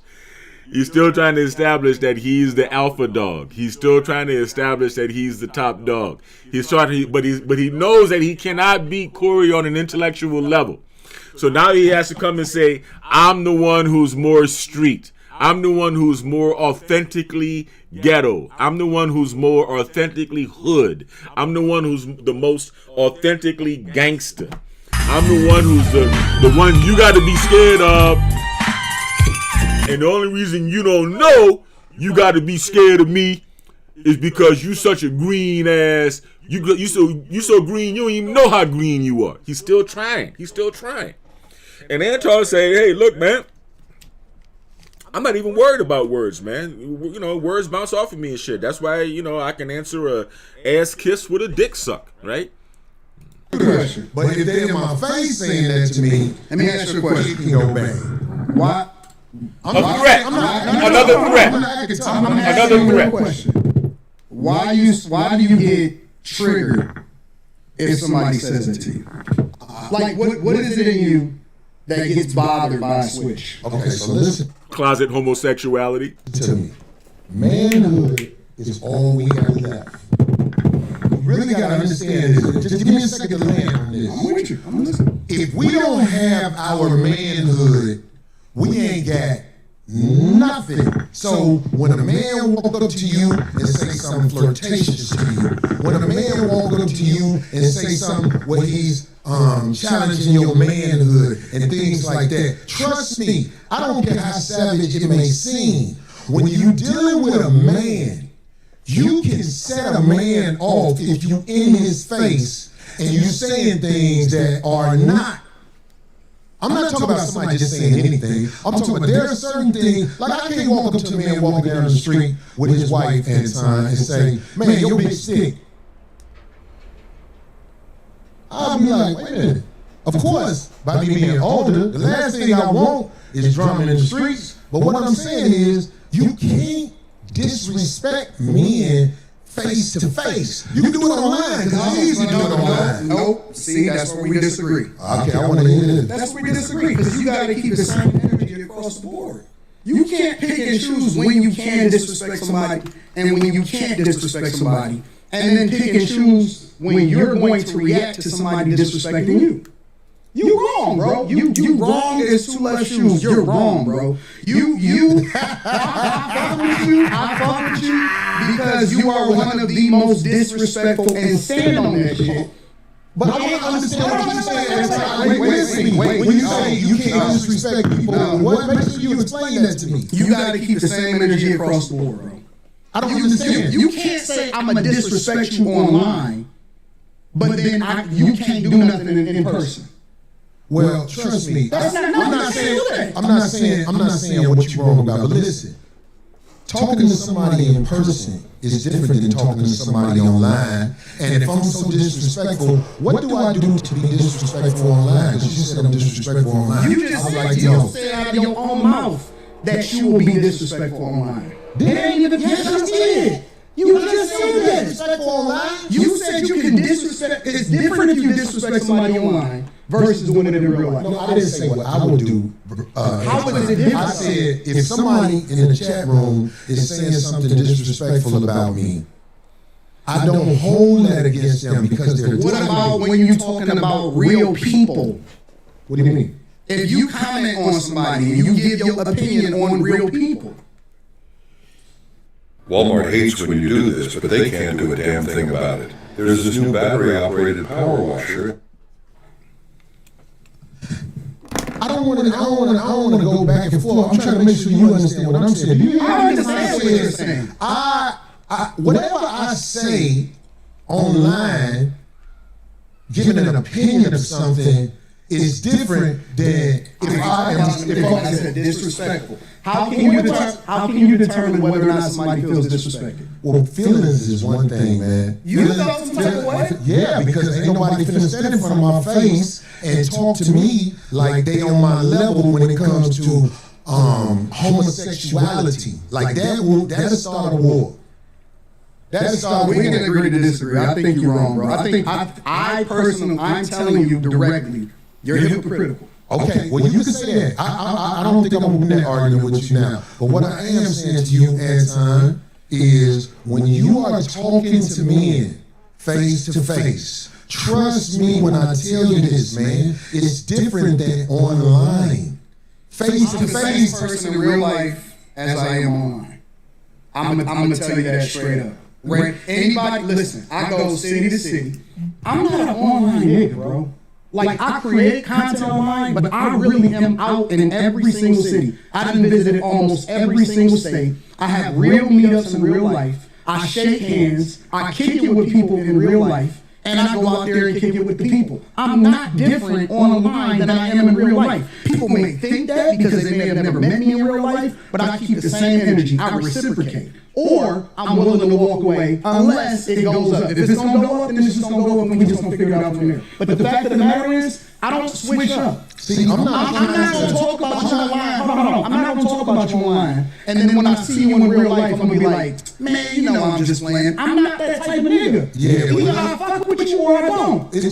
Street cred is dead. And Corey is trying to give credibility to street cred. He's trying to give credence to street credibility, right? And he's trying to still set himself apart as the alpha dog by saying, I'm more street than you, I'm more hood than you, I'm more gangster than you, and you're a phony, you're an internet person, and here you are in the face of a person saying the type of shit that you would say from behind your keyboard. And I don't think that's really what Corey's perspective is here. But see, that's just one scenario, Anton. What I'm saying to you is this. This is what I'm saying to you. I ain't saying it to offset what you just said. I'm trying to talk to you now. And I'm not a tough guy either. I'm not either. I'm not a tough guy. I'm not a tough guy. I always want to perpetrate like I'm a tough guy. But what I'm saying is, when men standing between each other. There is energy that is being transferred. And trust me, when men disrespect each other face to face, motherfuckers can die. I agree. That's why when I'm talking to a man, especially face to face, I try to make sure I don't go over the line. And if I ever go over the line, I can apologize. That's what I'm saying. I understand what you're saying and I agree with you. Right. Why is it only face to face? That's where we disagree at. Well, anything I said, I would say in the face of a man that I said it about. I don't go there to try to. I don't have to shock jock. Even though that's something that people say easily. Oh, he's shock jocking. No. Anything I've said about anybody, I will say right to them if they said it in front of me. And I would like for somebody to research the internet on things I've said and show me that I wouldn't say something to somebody if they were standing there. The only thing I said I wouldn't say to somebody if they were standing there, because I saw Charles Barkley in the airport one day. And I realized how big he was when I saw him in the airport. Now, I've said things about Charles Barkley. If he was standing in front of me and he said, say that shit now, I'll be like, we black, man. Come on, let's calm down. I ain't gonna lie. That's the only one. You know what the problem with this show today is? We gotta do a part two. Because we ain't talked about none of the shit that we supposed to talk about. That's why we can't say dick sucking in front of each other, brother. Well, I know that now, right? I get it. And I appreciate you for giving me that, because that shit, I forget. I'm still worried, because I don't live a life of getting into it with people. Now, this was a golden opportunity for them to squash it all, like brothers, have some true atonement, and then go on to having the true conversation, the original conversation that they were supposed to have. Because it's not about dick sucking and ass kissing and whatever, but there's a lot of good political ground that these brothers need to cover, and they're not covering it. And that's the tragedy of this whole situation.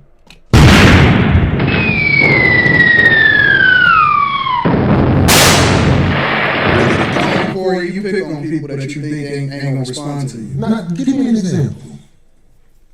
And see, now he's got to call. I need to lose weight fast, and come on, everybody's doing this. But there's a much safer way to get rid of.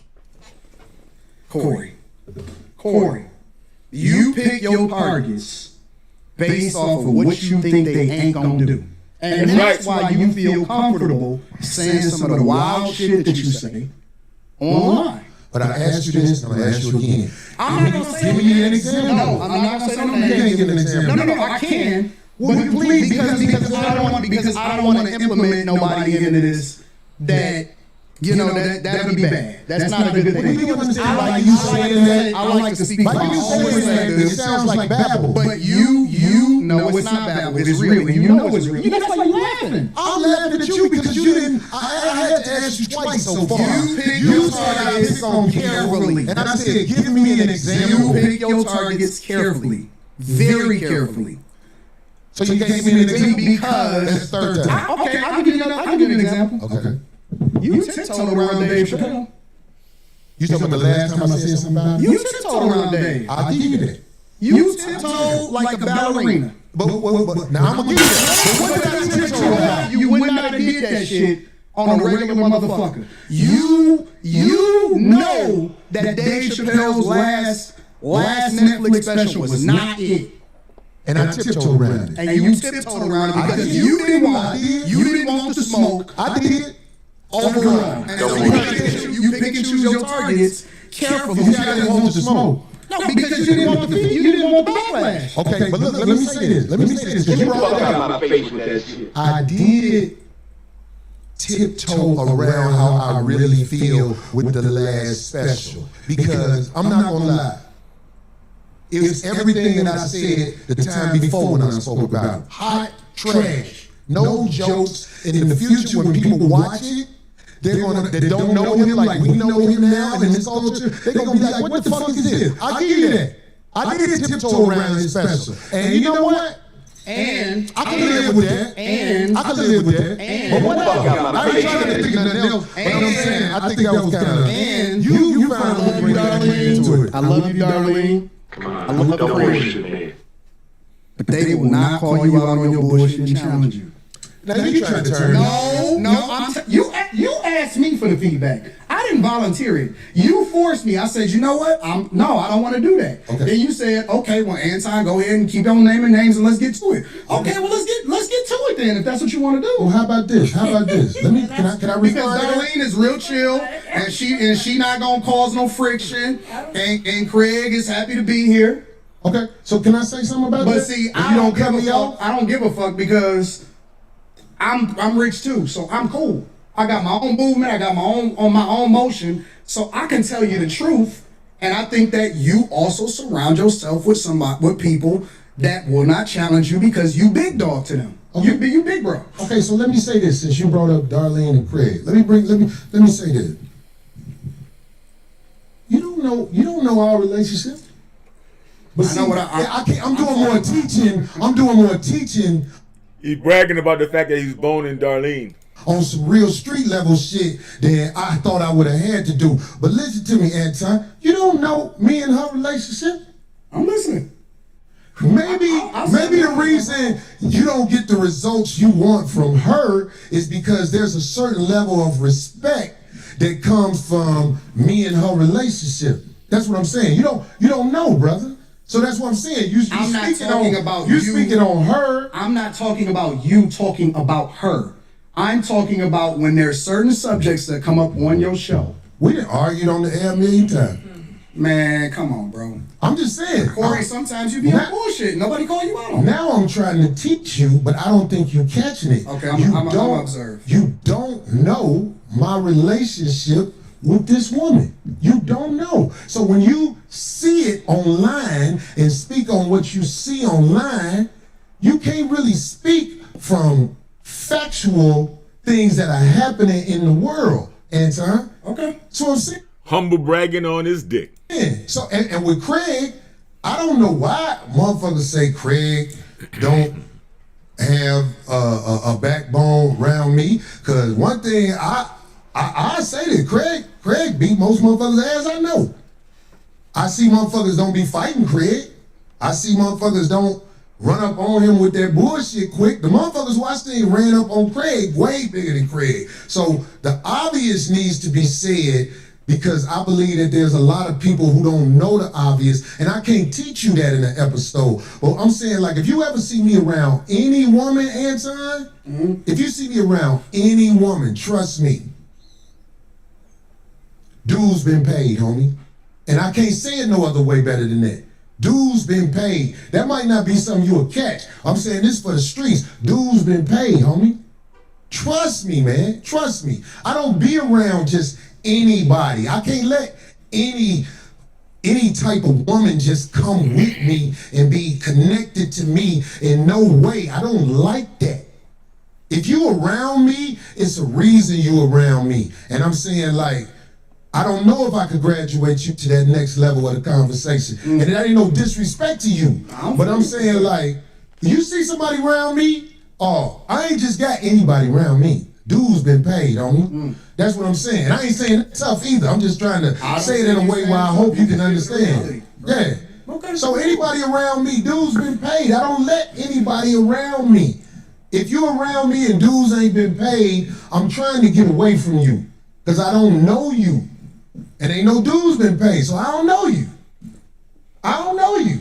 And we spoke right Got before a the show. question for Anton. What happened? No, I'm not talking about. No, I understand. You get me? I got that. I got that. But in my case too, whenever I choose to speak up or challenge him on anything or tell him, look, I don't agree with that or what have you, I won't keep delving into it because I don't see the point, because I know at a certain point with men like you at your age, there's not going to be any change. So why? I don't even bother with it. I Corey, just, Corey ain't even thinking about what Darlene is saying. Corey is still miffed at the fact that Anton is not scared of him.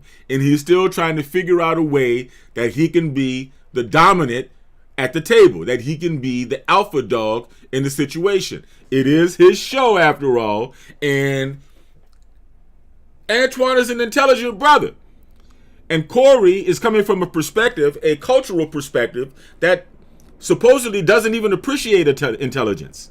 You see? I might say, I don't like that. I don't agree with that. And then if they want to continue, I'm not for it. I'm with you. That's it. I just don't like. I don't do that. I got way more important fish to fry. And I thought, I'm not going to change this man's mind on stuff, so I just don't even bother. That's it. But another thing about the ladies, since we talking about this, see, whenever I see a woman with a man, most of the time, if it ain't your wife, I already say to myself, what is this fuck shit? Okay, all right.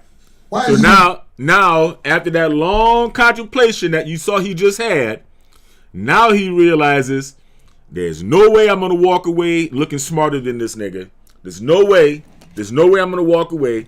There's no way I'm gonna walk away from this table looking like I punked him out because I put the microphone down and he stood up and invited me out to the parking lot. So he's not scared, and I don't even know if I want to fight this nigga because he might actually be able to fight and shit.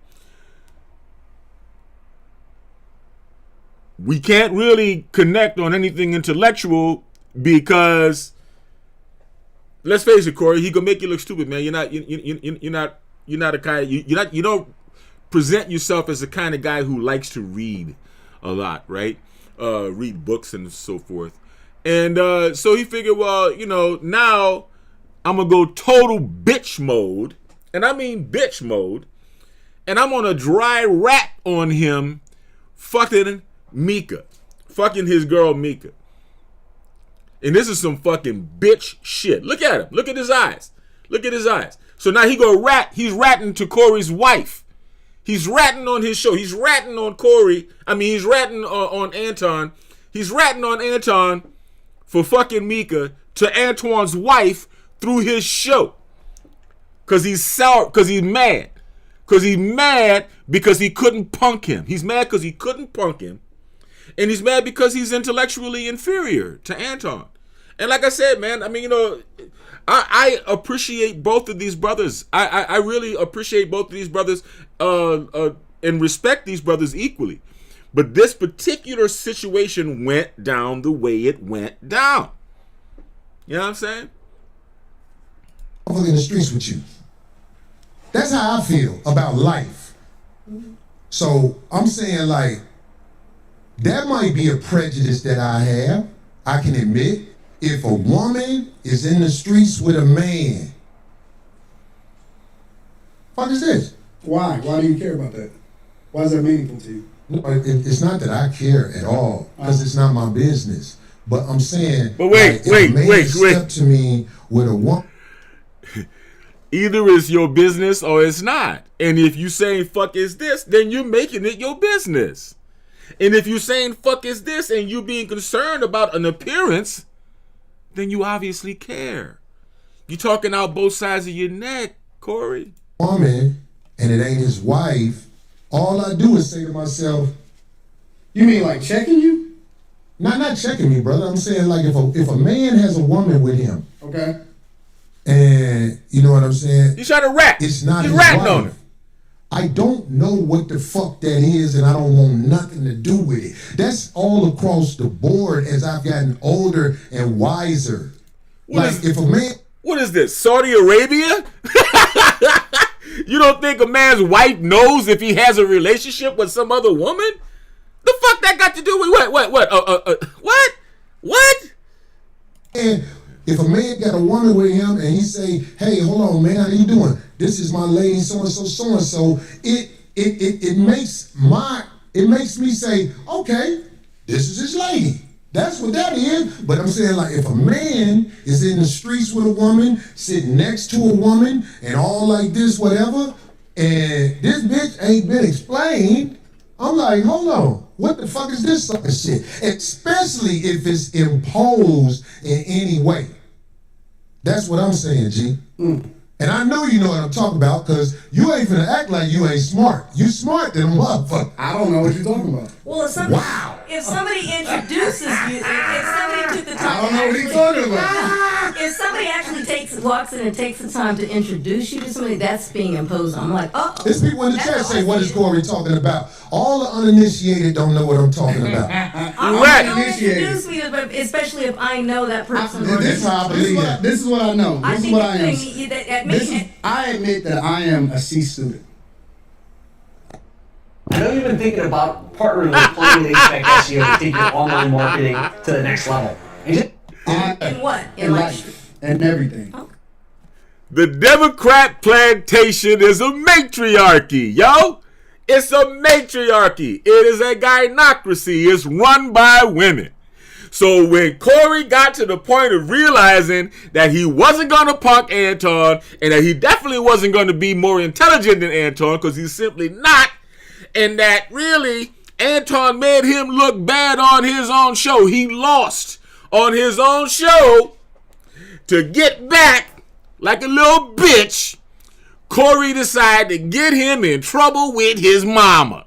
You see, I'll show this nigga. I'm going to tell his wife he's fucking somebody else. Huh. I bet your wife will see this show. I'm going to get you in trouble. This nigga, I can't believe. Of all the bitch ass motherfucking, why you even had to bring up the bitch? Why you have to bring up, oh, Corey, man. The G code, man. You didn't, oh, man, I'm sorry, bro.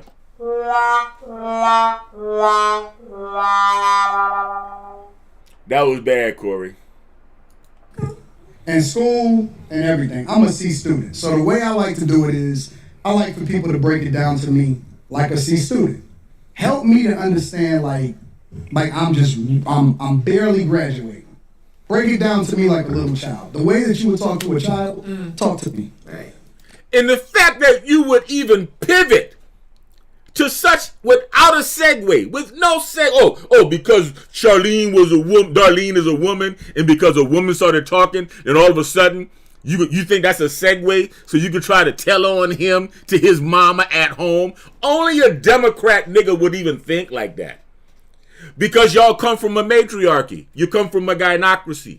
Okay? And the woman is the one who controls you. That's why I like to do it. And it's easier for me to digest it.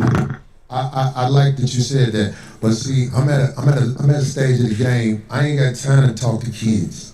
Why not? I don't got time to talk to kids. My kids grown, and I'm saying like if they ask me to go to the school and speak to the children, I would tell the children to do what's right. Because I know that's what they're supposed to do. I'll be like, listen, do what's right. Whenever you get that feeling like you're doing something wrong, then, step back and do what's right. That's what I would tell kids. That way I would be able to speak from the heart. So you're one of those, do what I say, not what I do. No. Let me tell you what my translation of that is. Uh-huh. This is my translation of that.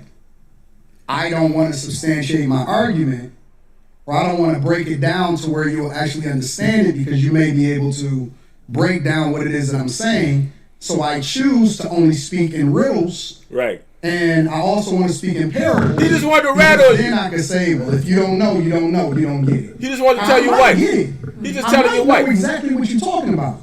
But I might act like I don't know what you're talking about because I want you to substantiate your argument. So that's what I stand on. But that's why I say break it down to me like a C student, so that I can truly understand exactly what you're talking about.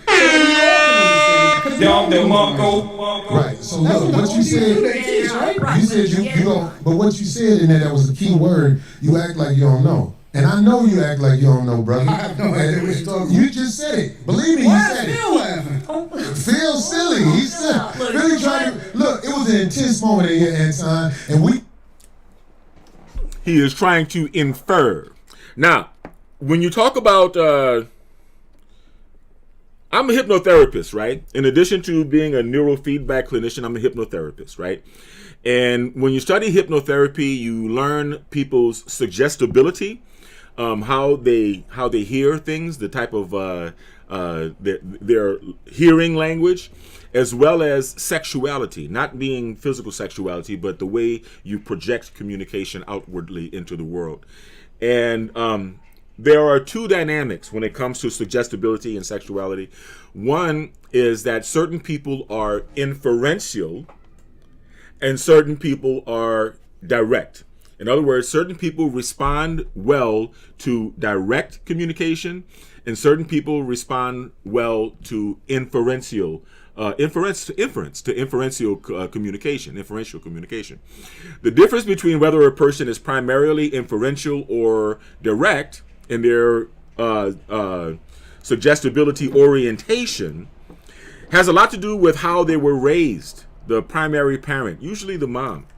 And if you were raised with narcissism, if you were raised, in a society where you were constantly trying to guess what your primary parent wanted or was feeling so that you could satisfy or please them, then you tend to be an inferential person. And in the words of Kappas, the father of modern hypnosis, the inferential people fill the offices of psychologists and psychiatrists all over the world.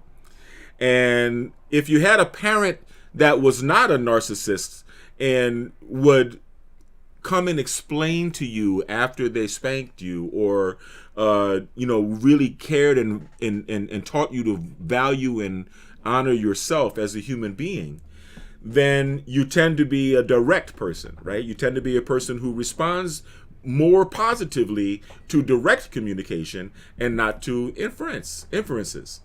And this is the argument that we see taking place right now between Antoine and Corey. Corey is being inferential. Corey was raised in a matriarchy. Corey is a leftist, probably raised by a single mom, probably raised in a situation with a narcissistic single mom. It's not uncommon in African American culture. I mean, it is what it is. Black American culture, pardon me. And through business and through life and through sheer individuation, it seems as though Antoine has learned to be more direct. And Antoine is now inviting Corey to say what you're saying like a man. Be direct. That's how I am. I'm a very direct person. That's why, I tend to be alone, because a lot of people can't handle direct communication. Say what you're saying directly. And what Corey is doing is he's once again mimicking his mama, mimicking his leftist, feminist, Democrat mama. And he's being inferential, because what he really wants to do, what he's really trying to do here, he's already compromised his manhood. He's already fucking tucked his own tail between his legs. So what he's doing now is he's trying to rat on Anton to his wife. He's ratting to Anton's wife that Anton bought Mika there, and that he's inferring, it's inferential, he's inferring that Anton is having an extramarital affair with his wife simply because he brought her to go on to the show.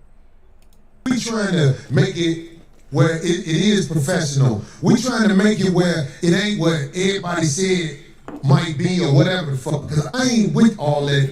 I ain't got to go to war with no man who visited our show and probably didn't understand one thing, how I was thinking, and I probably didn't understand one thing, how he was thinking. Corey not gonna have me back on the show, y'all. You funny, man. You funny. If I wasn't gonna have you back on the show, I wouldn't have shook your hand. I hope you believe that. When I caught myself, I was like, you know what I'm doing right now, Phil? I'm putting pressure on him to get me back on the show. But it ain't working like by that. saying that he's not going, because it ain't gonna work like that. But I'm saying, Corey don't like this, dog. He don't like this. Yep. Corey don't like it. Why are you talking to that man over there? Because I gotta talk to Phil.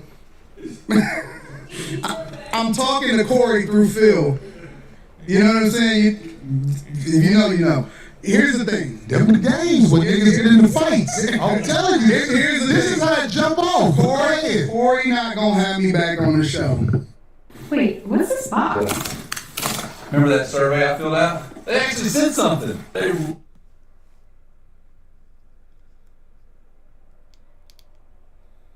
What?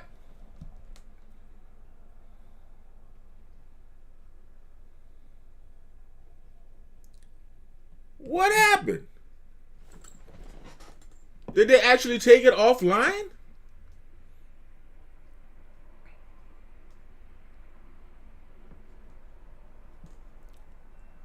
This is incredible.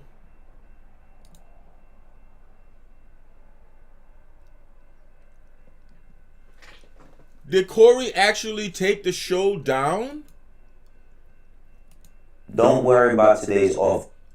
Did Corey actually take the show off of his channel? Family, the good thing about the internet. Wow, this is incredible. Let's try this again.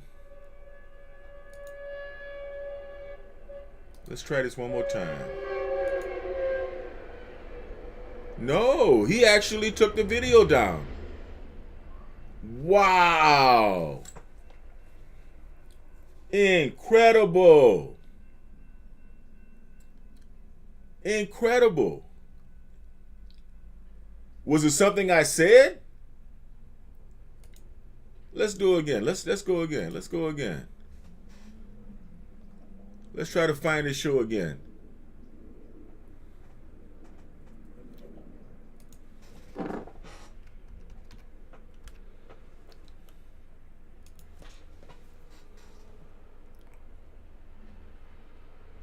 All right, act right demonstration. Let's get back on the show. Because Corey is not having fun right now. This is Corey. This is going to be one of Corey's best shows, but he's not having fun right now. And Corey seems to be a feeler. I'm more of a results-driven guy. Corey seems to be the type of person that goes off how he feels. If you notice, I'm doing a lot of explaining to you about how the line can get crossed, but you're doing a lot of telling me what I am. I think that's homosexual behavior. I said Corey seems to be, meaning that I'm leaving open the door to get corrected.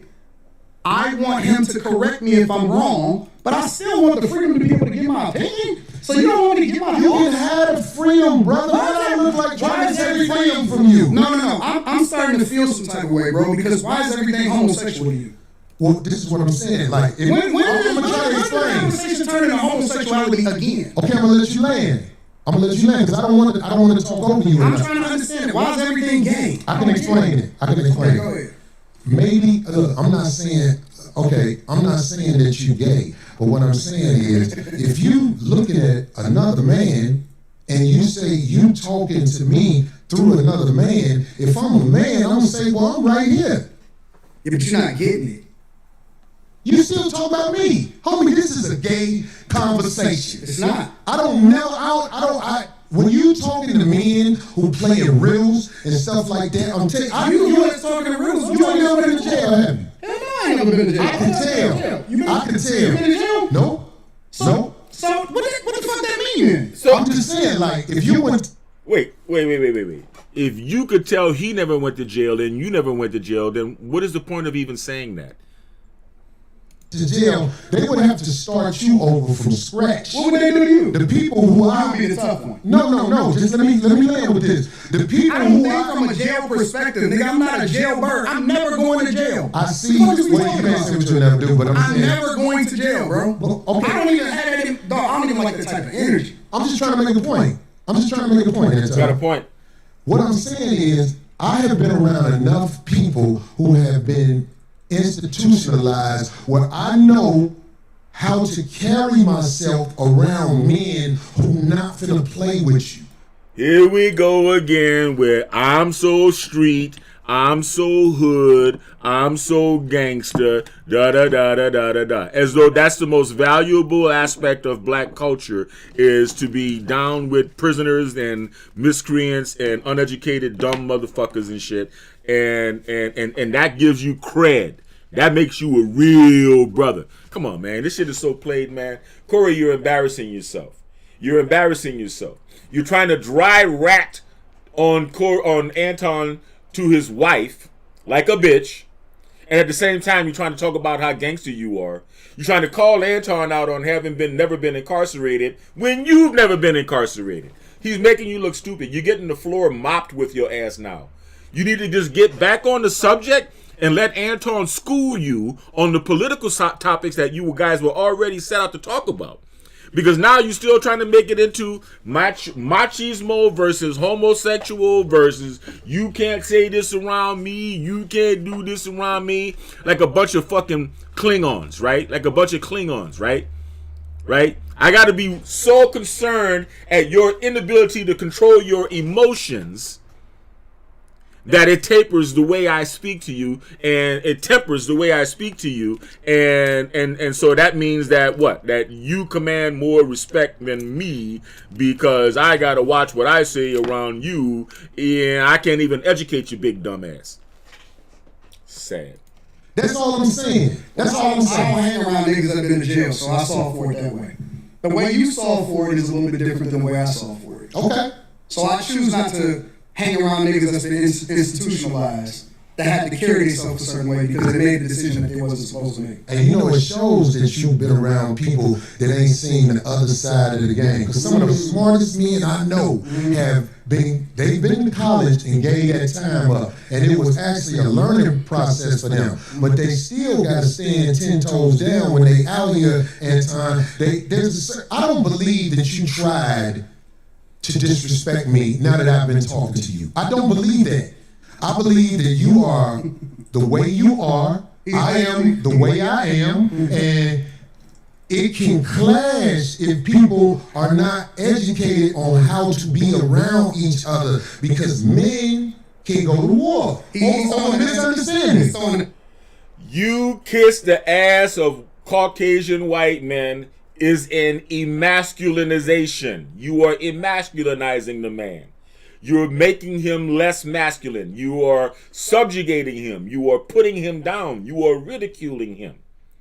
He answered a slap with a punch and said, if I kiss ass, you suck dick.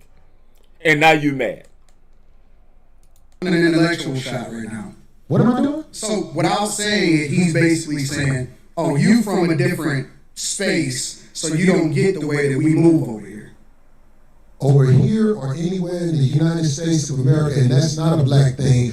I'm talking about Caucasians, Hispanics, and Asians understand the respect level men must have when they're in front of each other because it can trigger war. That's all I'm saying to you. I understand everything that happens when it happens. I'm a chess player. That's what I've been playing my entire life. Maybe you walked into something that you wasn't expecting. I don't go with. Maybe I knew what you was gonna do before you did it. Maybe. But I tell you what, that's a dangerous game to play, especially if you got a life that you live in. Because I'm telling you, man, there's a lot of people in the cemetery that didn't know it was gonna happen like that fast. That's why. So now I try to walk under the code. So now you're threatening the man's life? Really? No, you don't. And that's why I said, I don't want to go? No, you're hypocritical. I told you that to your face. The whole world is hypocritical. What are you talking about? You're a hypocrite. You're a hypocrite when it comes to specifically you moving by a code. I don't understand what you're saying. Because you think that you can say what you want to say when you want to say it, and that people are supposed to respect the way that you move. But I don't think that you move the way that you're supposed to anyway. I want this thing to be studied because here's the truth. Ever wondered what wild plant can provide a complete meal and was a lifesaver during tough times? Brother, now, Anton, we got to come in on you for this, all right? Because what Anton said was right, and what he did was deliberate. And he did come there with an agenda, and he did come with it. He did know that Corey was going to be on the bravado tip. He was going to be on the gangster hood. I'm more real, I'm more down, I'm more authentic, and all of that bullshit. And he was going to deliberately try to trigger him. And of course he took it too far when he said suck dick. Of course. We all know that suck dick is not the same as kissing ass. We all know that. Of course he took it too far. And he took it too far specifically to trigger that response that he got out of Corey. Corey, why is it so easy for another human being to manipulate you by your emotions? And then you are explaining that, oh, where I come from, that the man, talk about it, niggas have been to prison. Okay, niggas been to prison. And then he goes, oh, well, no, I'm talking about black man, white man, Chinese man, Mexican man. Really? Really? Really? Now you talking about all these other people too, all over the world? No, man, you're talking about ghetto culture, you're talking about prison culture, and you're trying to make yourself look more alpha than Corey. You know you don't match him intellectually, brother. You know you don't match him intellectually, brother. And I'm not saying you're stupid, right? Because being a comedian is something that requires a lot of fucking intelligence, man. A lot of intelligence. You're not stupid. You're not stupid by a long shot, right? But in this particular instance, man, yo, my man got you beat intellectually, okay? You went around and said, try to buck up with the say this again, say that again, put the microphone down, and he's asking you to step outside. If you want to have a fight, you put the microphone down, and that means you want to fight. If you want to fight, the fight should more appropriately happen in the parking lot away from the YouTube cameras, so that you guys can come back, patch up your wounds, and continue having your YouTube career. So is he less macho than you because he was not willing to crash out and throw away his YouTube career? And you were? Because he was not self-destructive? Because he was not stupid? That makes him less black. If a fight is what you wanted, he invited you to a fight out in the parking lot. Right? And you couldn't. So you know you couldn't beat him on balls. You knew you couldn't beat him on brains. You turned around and ratted on him to his wife. You just ratting on him to his wife like a straight up bitch. You think his woman is in charge of him because you come from a matriarchy. You're a Democrat. You come from a leftist matriarchy where the women is in charge. So you figure you get him up, you'll tell his mama. You'll tell his mama he brought a girlfriend to your show. And that didn't work. And he's trying to tell you to spell it out. But you don't have the balls to do that. And now you're going back to the monkey shit, talking about, oh, well, you know, you can't say certain things in front of a man, and you don't know that because you green and I'm not green. No, you not. Nigga, you ain't hard.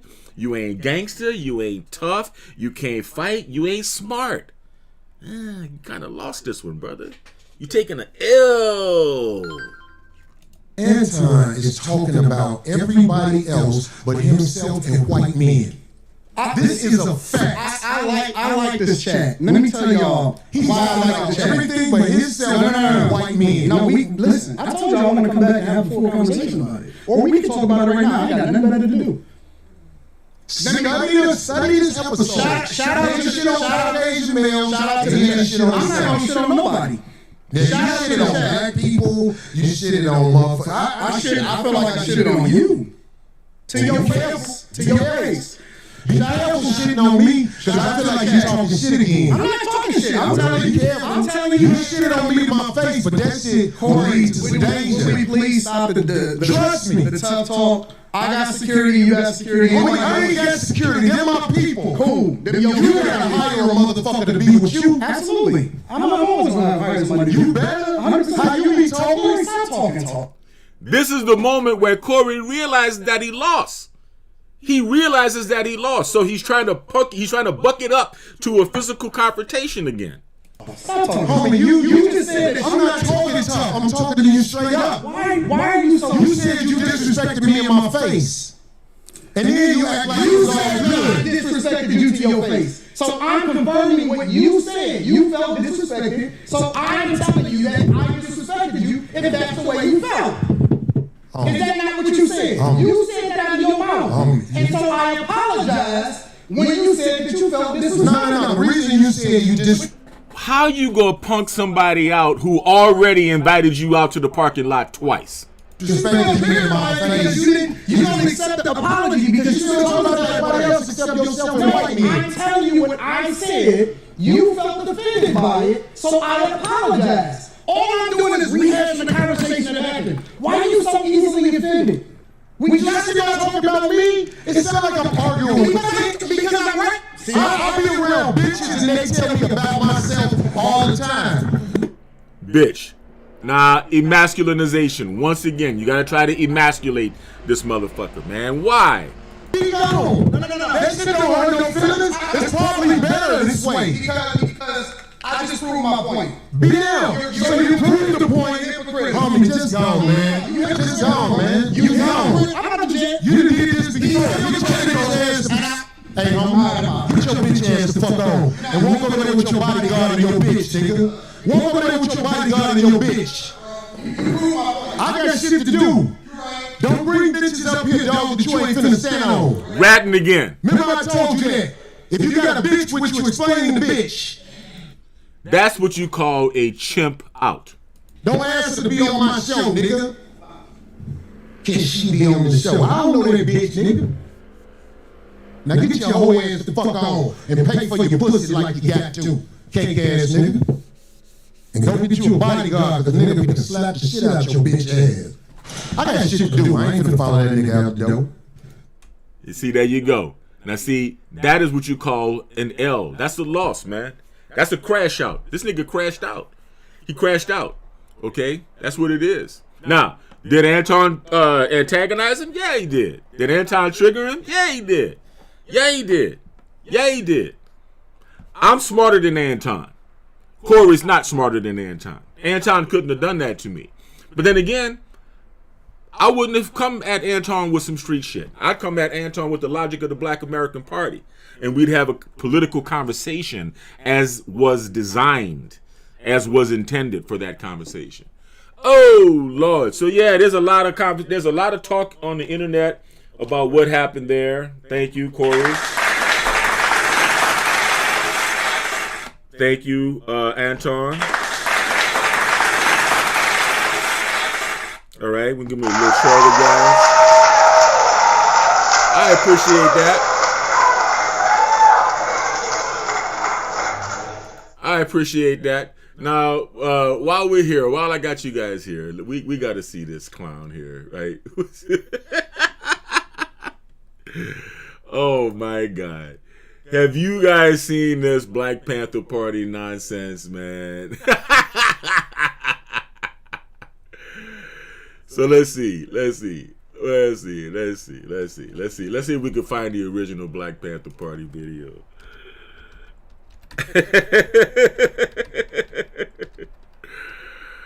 Oh my God.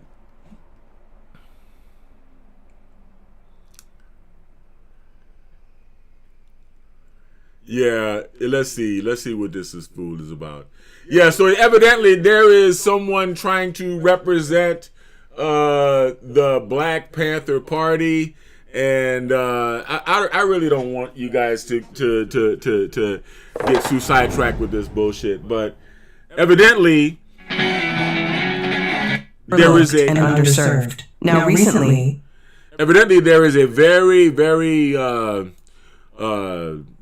big orchestrated effort to get foundational Black Americans involved in the anti-ICE drama that's going on all around this country.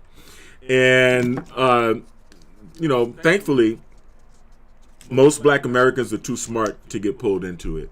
ICE ain't our problem, unfortunately. We do have compassion for all people, but we're not the soldiers of the world. And we're not the refuse of America. We are Americans. We are American citizens. The vast majority of Black Americans are more American than the vast majority of white Americans. The vast majority of white Americans arrived, after World War II, I believe, or somewhere around that time. And the vast majority of Black Americans have been here since before 1776. So to think because there is some allegedly shared identity as minorities or something like that, that means that Black people are supposed to take up a fight against people. And the interesting thing is the dynamic of the relationship between immigrants and Black people has taken a profound shift over the past 10, 12 years. which was, of course, accelerated by the massive immigrations that took place during the Biden administration. But let's see what these people are talking about. They call themselves the new Black Panther Party. Actually, that's not the video I wanted to watch, but we'll look at this one first. I hold my gun like this is law. Philadelphia Chronicle 6108 says I can hold my arm on the knee. This is my finger on the trigger tonight. Don't ask me to do nothing against the law. Can I help you? You know, there's something powerful about knowing your rights, especially when you come from a community that's been historically over-policed, overlooked, and underserved. Now recently, in Philly, a video started circulating showing a group of officers using what looked like excessive force on a young black boy. And when things like this happen, it always brings up the same questions. Was it necessary? Who's holding these officers accountable? And most importantly, who's protecting our people? Well, this time, the community didn't just stay silent. The Black Panther Party pulled up, and not just with weapons in hand, but with wisdom, presence, and purpose. They made it known. We see you. We know our rights, and we're not backing down. Now, yeah. Yeah, okay, I get it. No, I wanted to see the video where the guy is clowning and talking all of that smack. I can't really find it, but I guess a lot of people have already seen it. You know, I think they took it down because it sounded like he was making threats against the police. I like this brother's video. Actually, I think maybe we can watch that because I saw this one yesterday, and it will show through this other video. So if I turned off Ada tomorrow, I would need to double my support team. Won't no ICE agent ever run up on me. I guarantee you they won't. I'll put a hole in their chest the size of the window. Safe fly and repair, safe fly and replace. That's what's gonna happen. They touch me. Unarmed woman was killed by ICE. If you think you about to come and brutalize the people while we're standing here, fuck around and find out. Our interactions with the police and ICE, and we hold them accountable. We hold them accountable. We patrol the community and we hold them accountable. The Black Panther Party for self-defense. We're the same Panther Party from back in the day, but we're a little more aggressive now. You dig? You dig? So evidently, this agent was assigned to play the role as the new Huey Newton, light skinned, I guess, black. I don't know. Got some curl in his hair. I guess I don't know. But you know, now he brought back the vernacular, so he had to go watch some old black and white videos of Huey Newton, and he seems to be kind of imitating the way he speaks. Imitating the way he speaks to the police, and now he's using 1970s vernacular, like, you dig? And we're not supposed to see through that, right? Bigger guns, and we don't take no shit. Places where there are a lot of immigrants at, I think that the community around them needs to take special care of them, and they need to start escorting them to and from everywhere to make sure that they're safe. Because them ICE agents ain't gonna act like that if it's a bunch of people standing outside with assault rifles and shotguns. It's a semi-automatic shotgun. That means if shotgun shells shoot out of a pump, they shoot them rapidly. If you are gonna legally arm yourself with something bigger than what they got. Those who... Can you believe this? They're trying to drag black Americans into this anti-ICE drama using weapons, big weapons. Okay. Serving the public, they should be fearful of the public. They should be fearful that the public's going to be dissatisfied with their job that they're doing, not feeling like they're tyrants, not feeling like they're bullies because they got guns and body armor and walkie-talkies. That makes them immune to whatever the people will do. I think you want to correct the ideology of the pig and the mentality of the slave catcher. You meet them with equal force. All power to the motherfucking people. And you already know. Can you believe that? You know, this brother's probably going to say, not probably, definitely going to say a lot of the same things that I'm saying. So I don't really want to rehash that video. Shout out to the brother, man. Introvert rock star. Peace out, man. I did see this video yesterday. It's a very good video. But this isn't like a reaction to yours. I just wanted to talk about what the hell is going on with this Black Panther nonsense, man. This is really incredible. Let me switch over here. Yeah, you know, needless to say, Don't do it. Don't go threaten the cops. Don't go out in the street. Don't go protest. Don't go threaten ICE. Don't try to escort people down the street. Don't try to open carry rapid fire or semi-automatic shotguns. Don't wear a bullshit afro. I really don't know, but don't do any of the things that you saw that guy do, and don't pay any attention to anything that anybody is saying about the Black American Party. All right. So you're not here to fight the Crips. You're not here to fight the Bloods. You're not here to fight the Vice Lords. You're not here to fight the Gangster Disciples. You're not here to fight the Latin Kings. You're not here to stop the flow of crack. You're not here to stop the flow of fentanyl. You're not here to open up the free breakfast program and feed the kids. No, you're not here to do any of that. You're not here to stop the degradation of Black American culture in rap music and in media. No, you're not here to do that. You're here to shoot ICE agents because you're Black American. And the ICE agents aren't even looking for Black Americans. Yeah.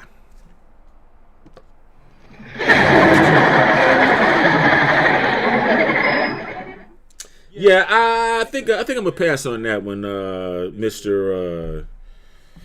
Motherfucking Puerto Rican Panther or whatever it is that you call yourself. This is really a trip. I really don't know what to say about that.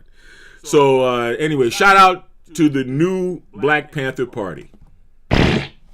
Oh, I'm not a real shout out. There you go. To the new Black Panther Party. Anyway, I hope you guys. I think that's about it, man. I've been on this sucker. Been sitting here for a while. I'm getting hungry. I just had breakfast and I'm getting hungry. I think I should go run.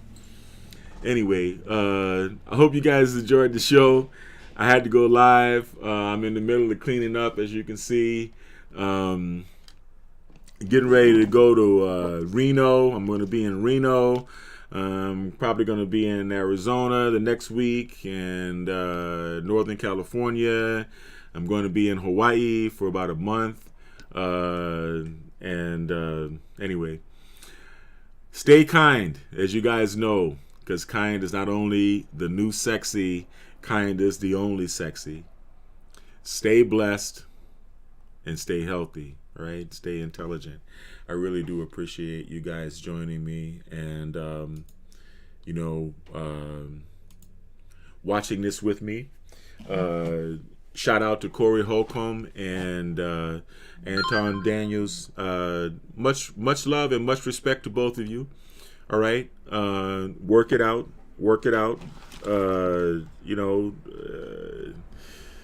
Corey, you my man, but you lost, brother.